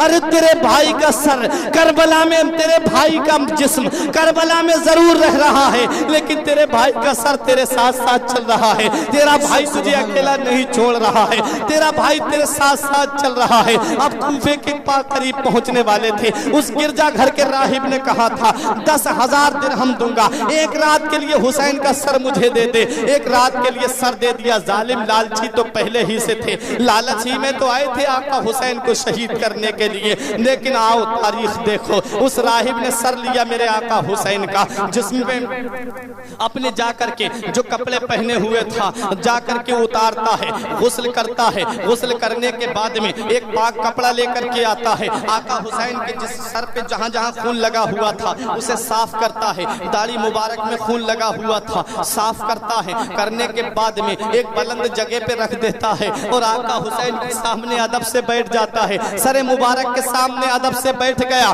تو اللہ پاک نے اس کی آنکھوں سے تمام پردے ہٹا دیے. اس نے کیا دیکھا کہ ایک نور نکلتا ہے حسین کے سر مبارک سے, گرجا گھر کو چیرتا ہوا آسمان سے جا کر کے مل جاتا ہے. جب آقا حسین کے سر کی یہ کرامت اس راہب نے دیکھی تو وہی کہتا ہے اے میرے آقا حسین آج سے آپ گواہ بن جائیے, میں نے آپ کے سر کی یہ کرامت دیکھ کر کے آپ کے نانا مصطفیٰ کا کلمہ پڑھ لیا ہے, میں کلمہ پڑھ کر کے مسلمان ہو گیا ہوں. جب میرے آقا حسین کا سر جسم سے لگا ہوا تھا تب بھی اسلام اسلام کی خدمت کر رہے تھے، سر جسم سے الگ ہو گیا ہے تب بھی اسلام کی خدمت کر رہے ہیں۔ اب یہ سر مبارک لے کر کے یہ ظالم آگے بڑھتے ہیں، کوفے کے قریب پہنچنے والے تھے مسلمانوں۔ سچائی بیان کرنے سے کبھی پیچھے نہیں ہٹنا چاہیے، تاریخ سنتے جاؤ مسلمانوں۔ جب یہ قافلہ کوفے میں پہنچنے والا تھا تب ابن زیاد ظالم نے کہا تھا اب وہ قافلہ آ رہا ہے جسے قیدی بنا کر کے لایا گیا ہے، کسی نے پہلے ہی جا کر کے خبر دے دی تھی، کہا ہاں وہیں قافلہ آ رہا ہے، کہا باہر کوفے کے ٹھہرا دو، وہیں باہر کوفے کے ٹھہرنے کا حکم دے دیا گیا۔ حضرات ایک کھنڈرات میں اس قافلے کو ٹھہرایا گیا، معاذ اللہ جن کے قدم کسی کے گھر میں پڑ جائیں تو وہ اپنی قسمت کی میراث سمجھتا ہے، لیکن آج اسی گھرانے کو ایک کھنڈرات میں ٹھہرایا گیا ہے۔ میرے آقا امام حسین کی بہن صبر کر رہی ہیں، امام زین العابدین صبر کر رہے ہیں۔ حضرات گرامی اب یہ قافلہ کھنڈرات میں ٹھہر گیا، ابن زیاد نے پورے کوفے کو دلہن کی طرح سجانے کا حکم دے دیا، سجاوٹ کرانے کا حکم دے دیا، اور اس نے ڈھول والے لوگوں کو تیار کیا اور کہا کہ دونوں سائیڈ سے کھڑے ہو جائیں، ایک اس سائیڈ سے کھڑا کیا دوسرا اس سائیڈ سے کھڑا کیا، کہا کہ اب لے کر کے آؤ یہ قافلے کو۔ حضرت زینب رضی اللہ تعالی عنہا ہیں، حضرت سکینہ ہیں، بی بی شہر بانو ہیں، سب نے اپنے اپنے چہرے چھپانے کے لیے اپنے سر کے بالوں کو آگے کر لیا تھا، اپنے سر کے بالوں سے اپنے چہروں کو چھپایا تھا، جن کے بارے میں یہ آتا ہے کہ سر کے بال کو آسمان کے چاند و سورج نے نہیں دیکھا تھا، آج ان کے سروں سے مقدس چادروں کو چھین لیا گیا ہے۔ ارے جس کے شاعر اعلیٰ حضرت فرماتے ہیں کہ جن کا آنچل نہ دیکھا مہو مہر نے اس ردائے نزاہت پہ لاکھوں سلام۔ حضرات یہ وہ مقدس اور پاک باز بیبیاں تھیں جن کے سر کے بالوں کو کسی نے نہیں دیکھا تھا، لیکن آج یہ کوفے میں داخل ہو رہی ہیں، سر پہ چادر نہیں ہے۔ ظالم یکے بعد دیگرے ان لائن سے کھڑے ہو جاتے ہیں، اپنے اپنے گھروں کی چھتوں پہ کھڑے ہو جاتے ہیں، اس قافلے کو دیکھ رہے ہیں۔ حضرت زینب رضی اللہ تعالی عنہا ہیں، حضرت شہر بانو ہیں، صبر سے کام لے رہی ہیں۔ اس ظالم ابن زیاد نے ڈھول بجانے کا حکم دیا، وہ ظالم ڈھول بجا رہے تھے اور یہ نقارے بجا کر کے یہ کہہ رہے تھے کہ آج ہم جنگ جیت گئے ہیں، آج ہم جنگ جیت گئے ہیں۔ حضرات گرامی اب یہ قافلہ اندر آ رہا ہے، دیکھا کہ کچھ لوگ سینہ کوٹتے ہوئے باہر نکلے کوفے سے، سینہ کوٹتے ہوئے اپنے کپڑوں کو نوچتے ہوئے بالوں کو نوچتے ہوئے یا حسین ہائے حسین کرتے ہوئے باہر نکلے۔ حضرت زینب نے پوچھا کہ تمہارے یہ حال کی وجہ کیا ہے، تم ایسے سینے کیوں کوٹ رہے ہو، تم یہ ماتم کیوں کر رہے ہو؟ تو ان ظالموں نے کہا تھا کہ ہم حسین کا غم منا رہے ہیں، ہم حسین کا غم منا رہے ہیں۔ تب حضرت زینب نے فرمایا تھا کہ تم نے میرے بھائی کو خط دے کر کے بلایا، تم ہی کوفے والوں نے میرے بھائی کے پاس جذباتی باتیں لکھ کر کے خط میں بھیجی تھی، تم ہی نے میرے بھائی کو کوفے سے خط بھیج کر کے بلایا۔ جب میرا بھائی یہاں آ گیا تو اس کو اس مہمان نوازی کا یہ صلہ دیا، تم نے یہ صلہ دیا کہ میرے بھائی کے بچے چھوٹے 6 ماہ کے عسکر کو بھی شہید کروا دیا۔ ظالم تم ہی نے یزید کی مدد کی، ظالم تم ہی نے یزید کا ساتھ دیا، اور آج تم ہی حسین کی محبت کا دم بھرتے ہو۔ خدا کرے قیامت تک تم ایسے ہی سینہ کوٹتے رہو، خدا کرے قیامت تک تم ایسے ہی کپڑے پھاڑتے رہو، خدا کرے تم قیامت تک ایسے ہی روتے رہو۔ حضرات گرامی یہ بددعا لگی ہوئی ہے حضرت زینب کی، یہ ظالم ڈھول بجا کر کے استقبال کر رہے ہیں کہ یہ ہمارا قافلہ جیت کر کے آ رہا ہے، ہم جنگ جیت کر کے آ رہے ہیں۔ امام حسین کی تاریخ تم نے سنی ہے، میرے آقا حسین مدینے سے مکے آئے ہیں، مکے سے کربلا آئے ہیں۔ میرے آقا حسین کوئی کام ایسا کرتے ہوئے نہیں آئے جو خلاف شرع ہو، کوئی کام ایسا کرتے ہوئے نہیں آئے میرے آقا حسین جو شریعت میں ناجائز ہو۔ حضرات گرامی میرے آقا حسین رضی اللہ تعالیٰ عنہ قرآن کی تلاوت کرتے آئے ہیں، نماز کی پابندی کرتے آئے ہیں۔ اب یہ قافلہ کوفے میں پہنچا، ابن زیاد کے دربار میں پہنچا، ابن زیاد کا دربار بھرا ہوا تھا لوگوں سے۔ ابن زیاد چھڑی سے امام حسین کے لبوں پہ یہ کہہ رہا تھا حسین اگر یزید کی بیعت کر لیتے تو آج یہ دن دیکھنے کو نہیں ملتا۔ امام حسین کے لبہائے مبارک پر وہ جب ظالم چھڑی مار رہا تھا وہاں ایک صحابی موجود تھے جن کا نام تھا زید ابن ارقم، کھڑے ہو جاتے ہیں، رہا نہیں جاتا ہے، بولے ظالم چھڑی ہٹا لے، میری آنکھوں نے خود دیکھا ہے نبی کو ان لبوں کو بوسہ دیتے ہوئے، یہ بوسہ सरगाह मुस्तफा हैं, इनसे छड़ी हटा ले। उस इब्न जियाद ने कहा कि तुमने जो मेरी दरबार में मेरी बेइज्जती की है, इसका सिला मैं ये भी दे सकता हूँ कि तुम्हें कत्ल करा सकता हूँ। उन्होंने कहा अच्छा, मेरे बुढ़ापे का तुझे इतना ख्याल है, मेरी बुजुर्गी का तुझे इतना ख्याल है, लेकिन नबी के नवासे का तुझे ख्याल नहीं आया। ये उस नबी का नवासा है जिस नबी की मर्जी को अल्लाह पाक चाहता है। खुदा की रजा चाहते हैं दो आलम, खुदा चाहता है रज़ाए मोहम्मद। तूने मेरा बुढ़ापे का तो लिहाज किया, लेकिन नबी के नवासे होने का लिहाज नहीं किया। ये कह के दरबार से बाहर आ जाते हैं। मुख्तसर सुनाता हुआ चल रहा हूँ हजरात गिरामी, एक करामत और सुनिए इमाम हुसैन की। हुसैन का सर जब कूफे की गलियों से गुजर रहा था, हुसैन का सर जिस नेज़े पे था वो नेज़ा बुलंद था। एक आदमी अपने घर की छत पे कुरान शरीफ की तिलावत कर रहा था और असहाबे कहफ का वाक़या पढ़ रहा था, जिसका तर्जमा ये है कि असहाबे कहफ का किस्सा अजीब है। तो हुसैन के सर से आवाज आती है, अरे हुसैन का शहीद होना और नेज़े पे बुलंद होना ये उससे भी ज्यादा अजीब है। हज़रात, ये मेरे आका हुसैन की शान है। मेरे आका हुसैन के सरे मुबारक को अब इब्न जियाद ने दमिश्क के लिए रवाना किया, क्योंकि यजीद दमिश्क में बैठा हुआ था, यजीद मुल्क शाम में बैठा हुआ था। अब ये काफिला चलता है, मुल्क शाम की तरफ रवाना होता है। जैसा इब्न जियाद ने काम किया था वैसा ही यजीद ने काम कराया, वैसे ही पूरे दमिश्क को सजाने का हुक्म दिया। पूरे दमिश्क को सजाने के लिए इसने कहा और उसके बाद में ढोल ताशे के साथ में इस काफिले का इस्तिकबाल किया गया। हज़रात गिरामी, अब ये काफिला जब दमिश्क पहुंच रहा था तो एक खादिमा एक तबाक में खाना लेकर के आती है, हजरत ज़ैनब के पास लेकर के आई। हजरत ज़ैनब ने फरमाया, यहाँ ये कूफे और मुल्क शाम में कोई हमारी मदद करने के लिए तैयार नहीं है, तुम कौन हो जो हमारे लिए खाना लेकर के आई हो? और उस लड़की ने कहा था, उस बांदी ने कहा था, ये खाना मैं अपनी तरफ से लेकर के नहीं आई हूँ, बल्कि मेरी मखदूमा जो छत के ऊपर बूढ़ी औरत चढ़ी हुई है उसने ये खाना तुम्हारे लिए भेजा है। हजरत ज़ैनब ने कहा, उसी को हमारे पास भेजो। अब उस ज़ईफा को भेजा जाता है। ज़ईफा डंडे का सहारा लेकर के हजरत ज़ैनब के पास आती है। कमर लग चुकी थी ज़ईफा की, बूढ़ी हो गई थी वो ज़ईफा। आई हजरत ज़ैनब के पास में, हजरत ज़ैनब के बाल जो है चेहरे मुबारक पे थे, आपने अपने चेहरे मुबारक को अपने सर के बालों से छुपा लिया था। अब वो ज़ईफा आई, आकर के कहती है, बेटी मुझसे बात करो। हजरत ज़ैनब ने उससे बात की। हजरत ज़ैनब का चेहरा वो ज़ईफा बहुत गौर से देख रही थी, वो बूढ़ी बहुत गौर से हजरत ज़ैनब का चेहरा देख रही थी। हजरत ज़ैनब रज़ी अल्लाह ताला अन्हा ने कहा कि तुमने ये खाना हमारे लिए किस लिए भेजा है? हम इस खाने को नहीं लेंगे, हम नबी के घर वाले हैं, हम ये खाना कबूल नहीं करेंगे। उस ज़ईफा ने कहा, बेटी ये खाना मैं अपनी तरफ से लेकर के नहीं आई हूँ, बल्कि किसी की वसीयत के मुताबिक मैं ये खाना तेरे पास लेकर के आई हूँ। कहा, कैसी वसीयत? कहा, बताओ तो सही। तब उस ज़ईफा औरत ने कहा था, बेटी मुझे एक बात पहले तू ये बता दे कि मैं तेरे चेहरे को देख रही हूँ, तेरा चेहरा उस बेटी से मिलता है जो फातिमा की गोद में थी। बेटी मैं फातिमा तो ज़हरा के यहाँ पर कनीज थी, मैं फातिमा के यहाँ पर बांधी थी। हसन और हुसैन जब बीमार पड़े थे तो हजरत अली ने 3 दिन के रोजे रखे थे, फातिमा ने 3 दिन के रोजे रखे थे।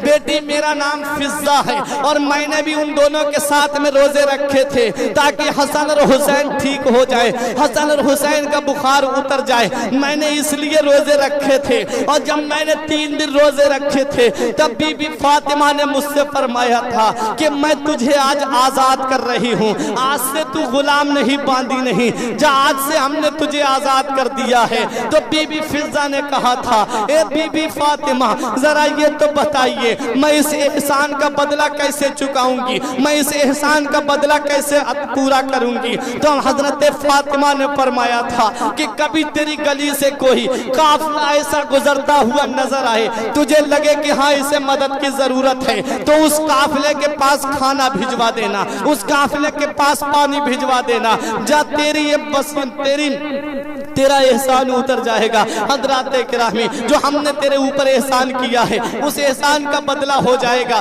تو اس قافلے میں جا کر کے پانی پہنچا دینا۔ حضرات وہ فضہ کہتی ہے بیٹی آج میں تیرا چہرہ دیکھ رہی ہوں، تیرا چہرہ فاطمہ کی یہاں پر جو بیٹی ان کی گود میں تھی، تیرا چہرہ اس سے ملتا ہے بیٹی، تیرا چہرہ اس سے ملتا ہے۔ حضرت زینب کی آنکھوں میں آنسو آ گئے، فرمایا جس حسین کے لیے تم نے منت کے روزے رکھے تھے اسی حسین کو ان ظالموں نے 3 دن کا بھوکا پیاسا شہید کر دیا، یہ اس کا سر جا رہا ہے۔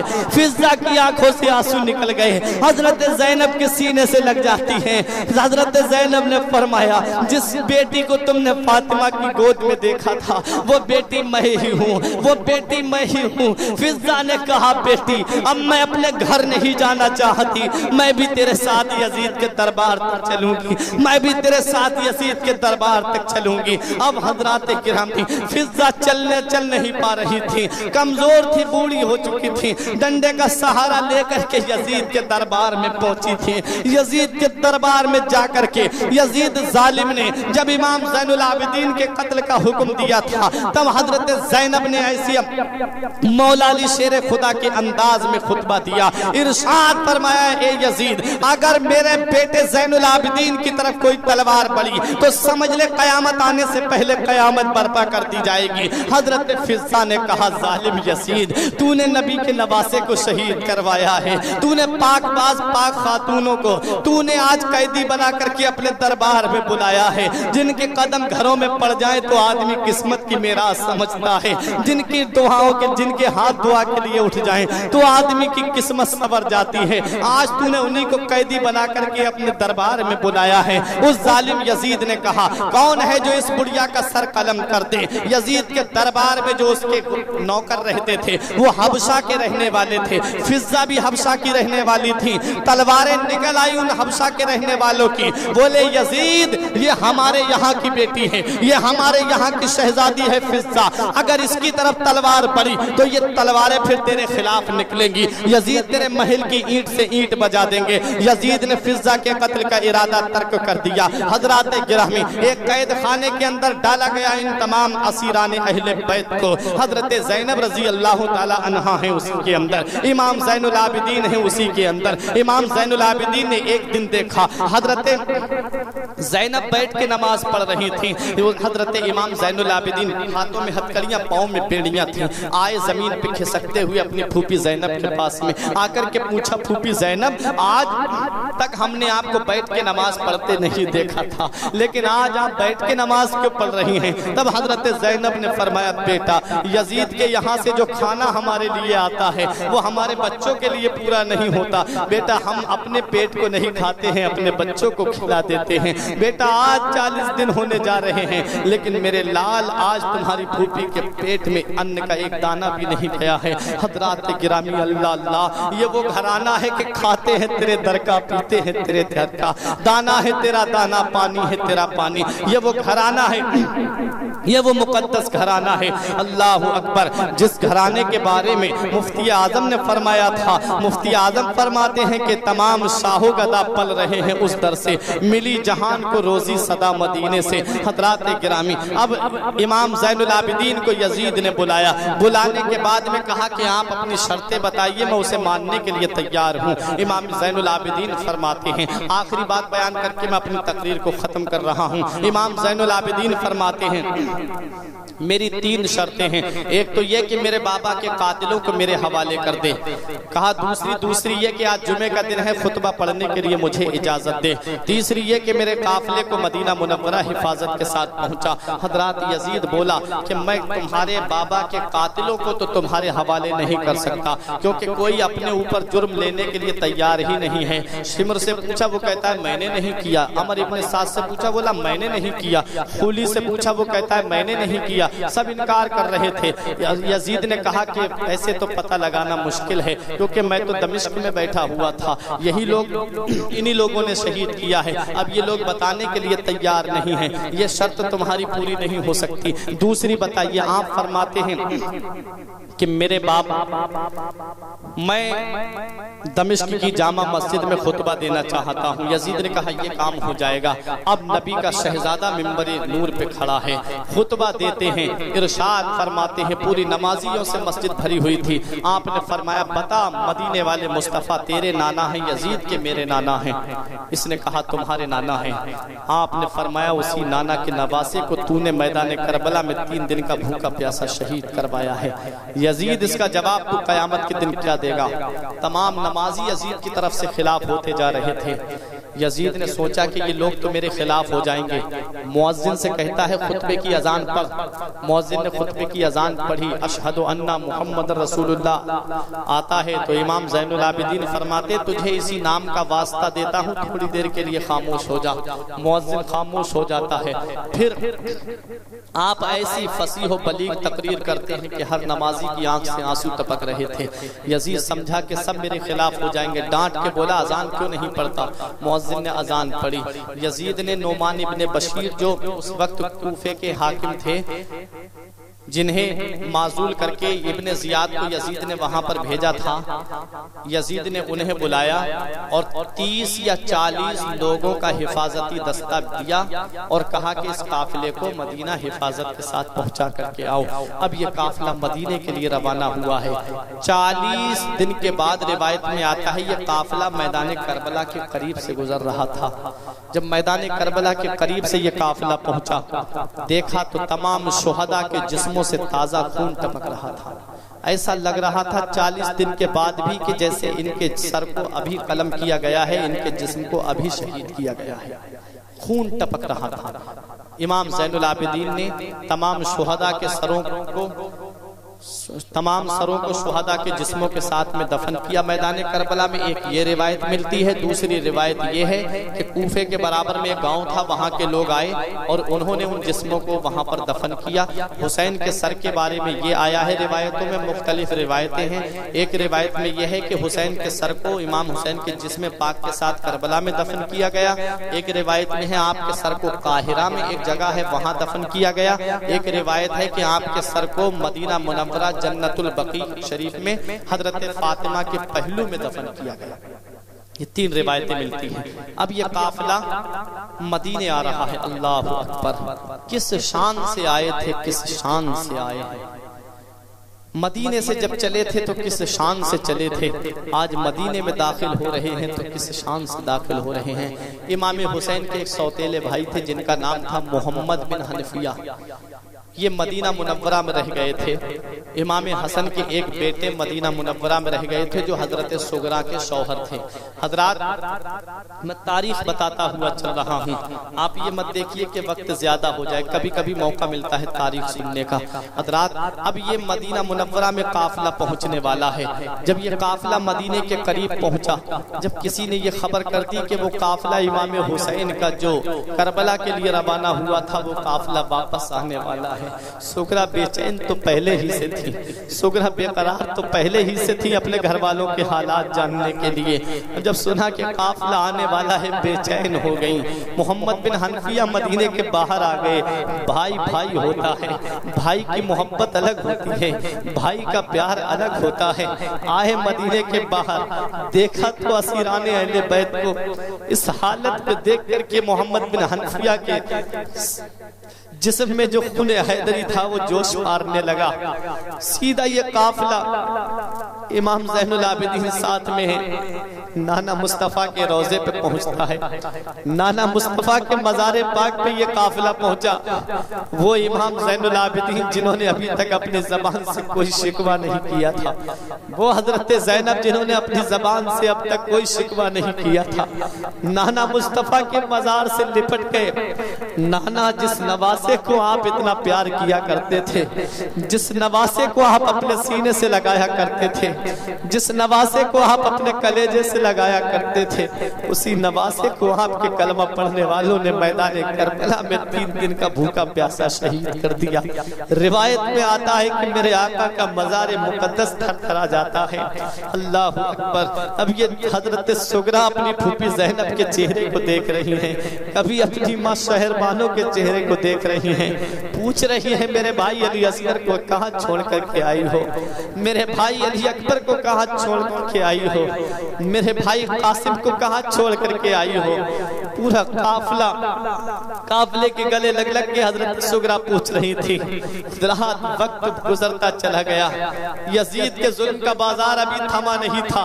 اس ظالم نے ایک لشکر ایسا بھیجا جس نے مدینے پہ حملہ کرا, جس نے مکے پہ حملہ کیا. مدینے کی پاک باز پاک تینت ہستیاں جن کی پارسائی کی قسم یاد کی جائے, ان کے ساتھ میں ظالم نے 3 دن تک اپنے لشکریوں کو حلال رکھا. حضرات, اس ظالم نے خانہ کعبہ پہ حملہ کرایا جس میں خانہ کعبہ کا غلاف جلا, لیکن ظالم نے کس صفائی سے پوچھی ہے آستین, ظالم نے کس صفائی سے پوچھی ہے آستین. وہ جانتا نہیں کہ لہو بولتا بھی ہے. وقت گزرتا چلا گیا, گھڑی گزرتی چلی گئی. ایک نوجوان اٹھا تھا جس کا نام مختار ثقفی تھا. اٹھنے کے بعد میں اس نے مدینہ منورہ آیا, حضرت علی کے بیٹے محمد بن حنفیہ کے پاس آیا. بولا میں حسین کا بدلہ لینا چاہتا ہوں. محمد بن حنفیہ بولے میں تیرے ساتھ ہوں. آئی امام زین العابدین کے پاس میں, خلافت کو لے کر کے آپس میں معاملہ ہو گیا تھا. محمد بن حنفیہ کہتے تھے میں تمہارا چچا ہوں, میں مصلی پہ کھڑا ہوں گا. امام زین العابدین فرماتے کہ میں کھڑا ہوں گا. جب یہ بات زیادہ بڑھ گئی تو حجر اسود خانہ کعبہ کے پاس میں یہ پہنچے دونوں. کہا کہ فیصلہ حجر اسود کرے گا, وہ پتھر جو جنت سے آیا تھا. کہا حجر اسود جس کے لیے کہہ دے گا کہ مصلی پہ کھڑا ہو جائے وہی کھڑا ہوگا. امام زین العابدین نے فرمایا ٹھیک ہے. کعبے کا طواف کر کے محمد بن حنفیہ نے کہا کہ اے حجر اسود بتا اب امامت کا حقدار کون ہے. کوئی جواب نہیں آیا حجر اسود سے. امام زین العابدین سامنے کھڑے ہوئے, فرمایا بتا حجر اسود امامت کا حقدار کون ہے. تو حجر اسود سے آواز آتی ہے کہ اس دنیا میں حضرت فاطمہ کے بیٹوں سے زیادہ بڑھ کر مرتبہ کسی کا نہیں. بے شک. اور امام زین العابدین جو تھے وہ امام حسین رضی اللہ تعالیٰ عنہ کے حقیقی بیٹے تھے, سگے بیٹے تھے, اس لیے وہ امامت کا حق انہی کا بنتا تھا. حضرات, مختار ثقفی نے کہا کہ میں بدلہ لوں گا. المختصر یہ محمد بن حنفیہ اس کے ساتھ ہو گئے. امام زین العابدین سے اجازت لینے کے لیے آیا. امام زین العابدین بہت صبر کرنے والے تھے. آپ فرماتے ہیں وہ ظالم چھپ جائیں گے, اپنے گھروں میں جا کر کے بیٹھ جائیں گے, تو آپ کیسے ان سے بدلہ لیں گے. تب اس مختار ثقفی نے کہا تھا حضور اگر وہ پہاڑوں میں بھی چھپ جائیں گے تب بھی نکال کر کے ماروں گا, اپنے گھروں میں بیٹھ جائیں گے تب بھی نکال کر کے ماروں گا. اس مختار ثقفی نے ایک لشکر تیار کیا, اور یزید تو مر چکا تھا. امام حسین رضی اللہ تعالیٰ عنہ سے تقریباً 22 سال عمر میں چھوٹا تھا یہ یزید. یہ سن ہجری 25 میں پیدا ہوا, امام حسین سن ہجری 4 میں پیدا ہوئے تھے. بہت چھوٹا تھا عمر میں امام حسین سے. یزید تو مر چکا تھا, 38 سال کی عمر تقریباً اس کی ہوئی ہے. 38 سال کی عمر ہی میں اس دنیا سے چلا گیا ظالم, لعنت لے کر کے اپنے سر پہ, اپنے اوپر. لیکن یاد رکھو مسلمانوں, مختار ثقفی اٹھا تھا, اس نے عمر ابن سعد کو قتل کرایا. اس نے ہرملا کو بلایا, ہرملا کو پکڑوایا. پکڑوانے کے بعد اپنے لشکریوں سے کہا کہ جس کا نشانہ سب سے زیادہ تیز ہو تیر چلانے میں وہ میرے سامنے آئے. ایک آیا, بولا میرا نشانہ بہت اچھا ہے. اس نے کہا کہ اس کے تیر ایسا مارنا کہ جہاں اس کے حلق پہ لگ کر کے پار نکل جائے. اس نے ایسا ہی تیر مارا, ہرملا کے حلق سے نکل کر کے پار نکل گیا. حضرات گرامی, اس مختار ثقفی نے خولی کو پکڑنے کے لیے اپنے آدمی بھیجے. یہ ظالم گھر کے اندر چھپ کر کے بیٹھ گیا. اس کی بیوی تو پہلے ہی سے اس سے ناراض تھی, اس کے خلاف تھی. لیکن جب مختار کے آدمی آئے گھر کے اندر چھپ کے بیٹھ گیا, بولا بتانا مت. تو اس کی بیوی سے ان لوگوں نے پوچھا کہ کہاں ہے خولی. تو اس کی بیوی نے منہ سے تو کہہ دیا مجھے نہیں پتا, لیکن اشارے سے کہہ دیا کہ گھر کے اندر ہے. پکڑ کے لے گئے, ظالم کو قتل کرا. عمر ابن سعد کو قتل کرا, خلی کو قتل کرا. ایک لشکر بھیجا چھوٹا سا, اس نے جو ہے ابن زیاد کو جا کر کے قتل کرا. جو بھی اس نے پوچھ کر کے جن نے امام حسین کی شہادت میں حصہ لیا تھا, اس نے چن کر کے مدینہ منورہ سے امام زین العابدین سے اجازت لے کر کے اس نے چن کر کے ان لوگوں کو قتل کرا دیا تھا. امام حسین کا لہو رنگ لایا, امام حسین کا خون رنگ لایا. اس نے تو سوچا تھا یزید نے کہ اب کوئی حسین کا نام لینے والا نہیں ہوگا. تاریخ کربلا سے پہلے تقریباً 400 لوگوں کے نام یزید تھے. تاریخ کربلا سے پہلے، یزید نام برا نہیں ہے، معنی بہت اچھے اس کے، لیکن تاریخ کربلا سے پہلے تقریباً 400 لوگوں کے نام یزید تھے۔ جب کربلا کا یہ واقعہ پیش آیا، آپ مجھے بتا دو کسی کا نام یزید رکھا گیا؟ بے شک کسی کا نام یزید نہیں رکھا گیا۔ اور میرے آقا حسین کا نام آج گھر گھر میں ہے، کوئی غلام حسین ہے، کوئی محمد حسین ہے، کوئی علی حسین ہے، ہر جگہ حسین کے نام لینے والے ہیں، آج ہر جگہ حسین کا نام ہے۔ حضرات، مختار سقفی نے بدلہ تو لیا، لیکن آخر میں یہ ظالم بھی خدائی کا دعویٰ کر بیٹھا۔ اس نے خدائی کا دعویٰ کر دیا کہ میں نے اتنا بڑا کام کرا ہے، میں کوئی عام انسان نہیں ہوں بلکہ میں خدا ہوں۔ اس نے نبی ہونے کا دعویٰ کیا، معاذ اللہ، اس نے نبی ہونے کا دعویٰ کیا کہ میں نبی ہوں۔ نبی ہونے کا جب اس نے دعویٰ کیا تو اسے حضرت عبداللہ ابن زبیر نے قتل کیا۔ حضرات، یہ تاریخ کربلا ہے۔ امام زین العابدین کی ایک بات سن لو۔ امام زین العابدین جب مدینہ واپس آئے تھے تو آپ نے 2 کام مدینے میں کیے تھے، ہو سکے آپ اس پہ عمل کیجئے گا۔ 2 کام مدینے میں امام زین العابدین نے کیے۔ ایک کام تو یہ کہ آپ نے ایک مدرسہ کھولا تھا، اس مدرسے میں بیٹھ کر کے آپ حدیث پڑھایا کرتے تھے، درس دیا کرتے تھے۔ اور دوسرا کام امام زین العابدین نے یہ کیا تھا کہ آپ نے ایک لنگر خانہ کھولا تھا۔ لنگر پہ جو بھی غریب آتا، بھوکا آتا، پیاسا آتا، آپ اسے کھانا کھلایا کرتے تھے۔ ایک دن ایک شخص ایسا آیا جسے امام زین العابدین نے دیکھ کر کے پہچان لیا۔ آپ نے فرمایا اپنے غلام سے کہ اسے کھانا کھلاؤ، اسے ٹھنڈا پانی پلاؤ۔ اسے ٹھنڈا پانی پلایا گیا۔ وہ سمجھ رہا تھا کہ مجھے حسین کے بیٹے نے پہچانا نہیں۔ اس ظالم نے دوسرے دن پھر آ کر کے وہیں کھانا کھایا، پھر اچھا کھانا کھلایا گیا، اسے اچھا پانی پلایا گیا۔ تیسرے دن پھر آ جاتا ہے کھانے کے لیے، بولا بہت اچھا موقع ہے، علی کا بیٹا پہچان ہی نہیں رہا ہے کہ میں کون ہوں۔ تیسرے دن پھر کھانا کھایا، پھر پانی پیا ٹھنڈا۔ تیسرے دن پوچھتا ہے ذرا آپ یہ تو بتائیے کہ آپ نے مجھے پہچان بھی لیا کہ میں کون ہوں کھانا کھانے والا؟ تب امام زین العابدین نے فرمایا تھا ظالم، میں تجھے کیسے فراموش کر سکتا ہوں، میں تیرا چہرہ کیسے بھول سکتا ہوں؟ اس نے کہا کہ بتائیے میں کون ہوں؟ تب امام زین العابدین نے فرمایا تھا ظالم، تو ہی تو وہ ظالم ہے جس نے میرے بھائی علی اکبر کے سینے میں نیزہ مارا تھا، تو ہی تو وہ ظالم ہے جس نے میرے بابا کے اوپر برچھی کا بار کیا تھا۔ اس ظالم سے امام حسین کے لاڈلے امام زین العابدین کے غلام نے کہا تھا کہ اجازت دے دو میں اس کا سر ابھی قلم کر دوں، ابھی بدلہ پورا ہو جائے گا۔ تب امام زین العابدین فرماتے ہیں ارے اسے قتل مت کرو، بلکہ میں یہ کہنا چاہتا ہوں کہ یہ ظالم ہے، ظالم، یہ اس کا ظلم تھا جو اس نے ہمارے اوپر کیا ہے۔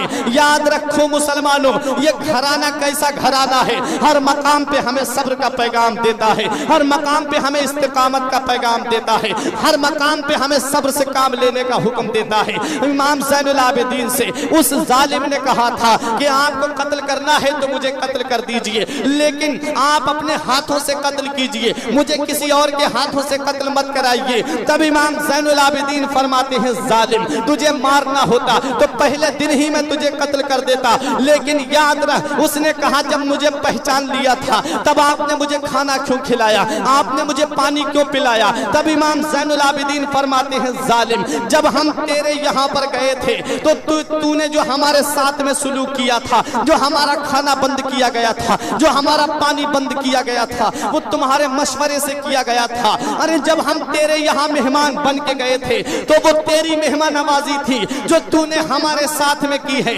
آج تو ہمارے نانا کے مدینے میں آیا ہے، آج تو ہمارے نانا کے شہر میں آیا ہے، آج تو ہمارے نانا کے مقدس دیار میں آیا ہے۔ ارے دیکھ لے ہم نبی کے گھر والے ہیں، دیکھ لے ہم نبی کی آل ہیں۔ جب ہم تیرے یہاں گئے تھے تو جو تو نے ہم پہ سلوک کیا، ہمارا کھانا پانی بند کیا، ہمارے خاندان کو شہید کیا، جو تیری مہمان نوازی تھی، آج تو ہمارے یہاں پر آیا ہے، یہ کھانا کھلا رہے ہیں، یہ ہمارے ہماری مہمان نوازی ہے، یہ پانی پلا رہے ہیں، یہ ہماری مہمان نوازی ہے۔ اس لیے یاد رکھو مسلمانوں، خود کھاتے نہیں تھے، اوروں کو کھلاتے تھے۔ کیسے صابر تھے محمد کے گھر آنے والے، خود کھاتے نہیں تھے، اوروں کو کھلاتے تھے۔ کیسے صابر تھے محمد کے گھر آنے والے، اللہ اللہ، کھاتے ہیں تیرے در کا، پیتے ہیں تیرے در کا، پانی ہے تیرا پانی، دانا ہے تیرا دانا۔ تمام شاہ و گدا پل رہے ہیں اس در سے، ملی جہان کو روزی صدا مدینے سے۔ اعلیٰ حضرت نے فرمایا تھا، خلق کے حاکم ہو تم، رزق کے قاسم ہو تم، جو ملا تم سے ملا تم پہ کروڑوں نعمتیں ملتی ہیں تو اس دربار سے ملتی ہیں، برکتیں ملتی ہیں تو اس دربار سے ملتی ہیں، عظمتیں ملتی ہیں تو اس دربار سے ملتی ہیں، شہرتیں ملتی ہیں تو اس دربار سے ملتی ہیں۔ اس دربار کا پیغام یاد رکھو۔ قرآن میں اللہ نے فرمایا ہے، یا ایھا الذین آمنوا استعینوا بالصبر والصلاۃ، اے ایمان والو صبر سے اور نماز سے مدد چاہو۔ حسین کی زندگی صبر سے شروع ہوتی ہے، حسین کی زندگی نماز پہ ختم ہو جاتی ہے۔ ہمیں دو پیغام ملے نبی کے گھرانے سے کہ ہمیں صبر سے کام لینا چاہیے اور نماز کی پابندی کرتے رہنا چاہیے۔ حسین کے غلام ہو، حسین کی یاد مناؤ تو جائز طریقے سے مناؤ، حسین سے محبت کرنے والے ہو، حسین کے نام پر اپنا سب کچھ قربان کرنے والے ہو۔ میرے آقا حسین نے نماز کی پابندی کی ہے، تم بھی نماز کی پابندی کرو۔ نماز کی پابندی کر کے پوری دنیا کو یہ پیغام دے دو کہ ہمارے آقا حسین نے میدان کربلا میں سجدے کو نہیں چھوڑا تھا، آج ان کے غلام یہاں پر نماز کو نہیں چھوڑیں گے۔ بے شک سبحان، یہ حسین کا پیغام ہے، حسین کا پیغام یاد رکھو۔ میں یہ بات اپنی ہر تقریر میں یہ کہتا ہوں، میرے آقا حسین کی عظمت بڑی ہے، میرے آقا حسین کی شان بڑی ہے۔ ظالم یزیدیوں نے تو یہ سمجھا تھا حسین کا کوئی نام لینے والا نہیں ہوگا، حسین کا کوئی ذکر کرنے والا نہیں ہوگا، حسین کا کوئی چرچا کرنے والا نہیں ہوگا۔ ارے میرے آقا حسین کی شان تو یہ ہے کہ کل بھی حسین کا ذکر ہو رہا تھا، آج بھی حسین کا ذکر ہو رہا ہے، قیامت تک حسین کا ذکر ہوتا رہے گا۔ بڑے بڑے بادشاہ دنیا میں آئے ہیں، بڑے بڑے سورما دنیا میں آئے ہیں، فرعون بھی اس دنیا میں آیا ہے، نمرود بھی اس دنیا میں آیا ہے، شداد بھی اس دنیا میں آیا ہے، حامان بھی اس دنیا میں آیا ہے، ابو جہل بھی اس دنیا میں آیا ہے، ابو لہب بھی اس دنیا میں آیا ہے، عتبہ بھی اس دنیا میں آیا ہے، اور یزید بھی اس دنیا میں آیا ہے۔ لیکن آپ مجھے یہ بتا دو، نہ تو فرعون کے رونے پہ مرنے پہ کسی نے آنسو بہائے ہیں، نہ تو نمرود کے مرنے پہ کسی نے آنسو بہائے ہیں، نہ ابو جہل کے مرنے پہ کسی نے آنسو بہائے ہیں، نہ یزید کے مرنے پہ کوئی رویا ہے۔ ارے یزید کے مرنے پہ نہ کوئی رویا ہے نہ کوئی روئے گا، اور نہر فرات کے کنارے پہ شہید ہونے والے حسین پر آج بھی کائنات کا ذرہ ذرہ آنسو بہا رہا ہے، آج بھی کائنات کا ذرہ ذرہ یاد کر رہا ہے۔ نہ تو فرعون کو کوئی یاد کر رہا ہے، نہ تو نمرود کو کوئی یاد کر رہا ہے، نہ تو ابو جہل کو کوئی یاد کر رہا ہے، نہ تو یزید کو کوئی یاد کر رہا ہے۔ اور میرے آقا حسین کی شان تو یہ ہے کہ آج کرتلا میں مسلمان یاد کر رہے ہیں، فتح گنج میں مسلمان یاد کر رہے ہیں، پوری دنیا میں حسین کا نام ہو رہا ہے، پوری دنیا میں حسین کا ذکر ہو رہا ہے، پوری دنیا میں حسین کا نام لیا جا رہا ہے۔ دور حیات آئے گا قاتل قضا کے بعد، ہے ابتدا ہماری تیری انتہا کے بعد۔ قتل حسین اصل میں مرگ یزید ہے، اسلام زندہ ہوتا ہے ہر کربلا کے بعد۔ اسلام کل بھی زندہ تھا، اسلام آج بھی زندہ ہے، اسلام قیامت تک زندہ رہے گا۔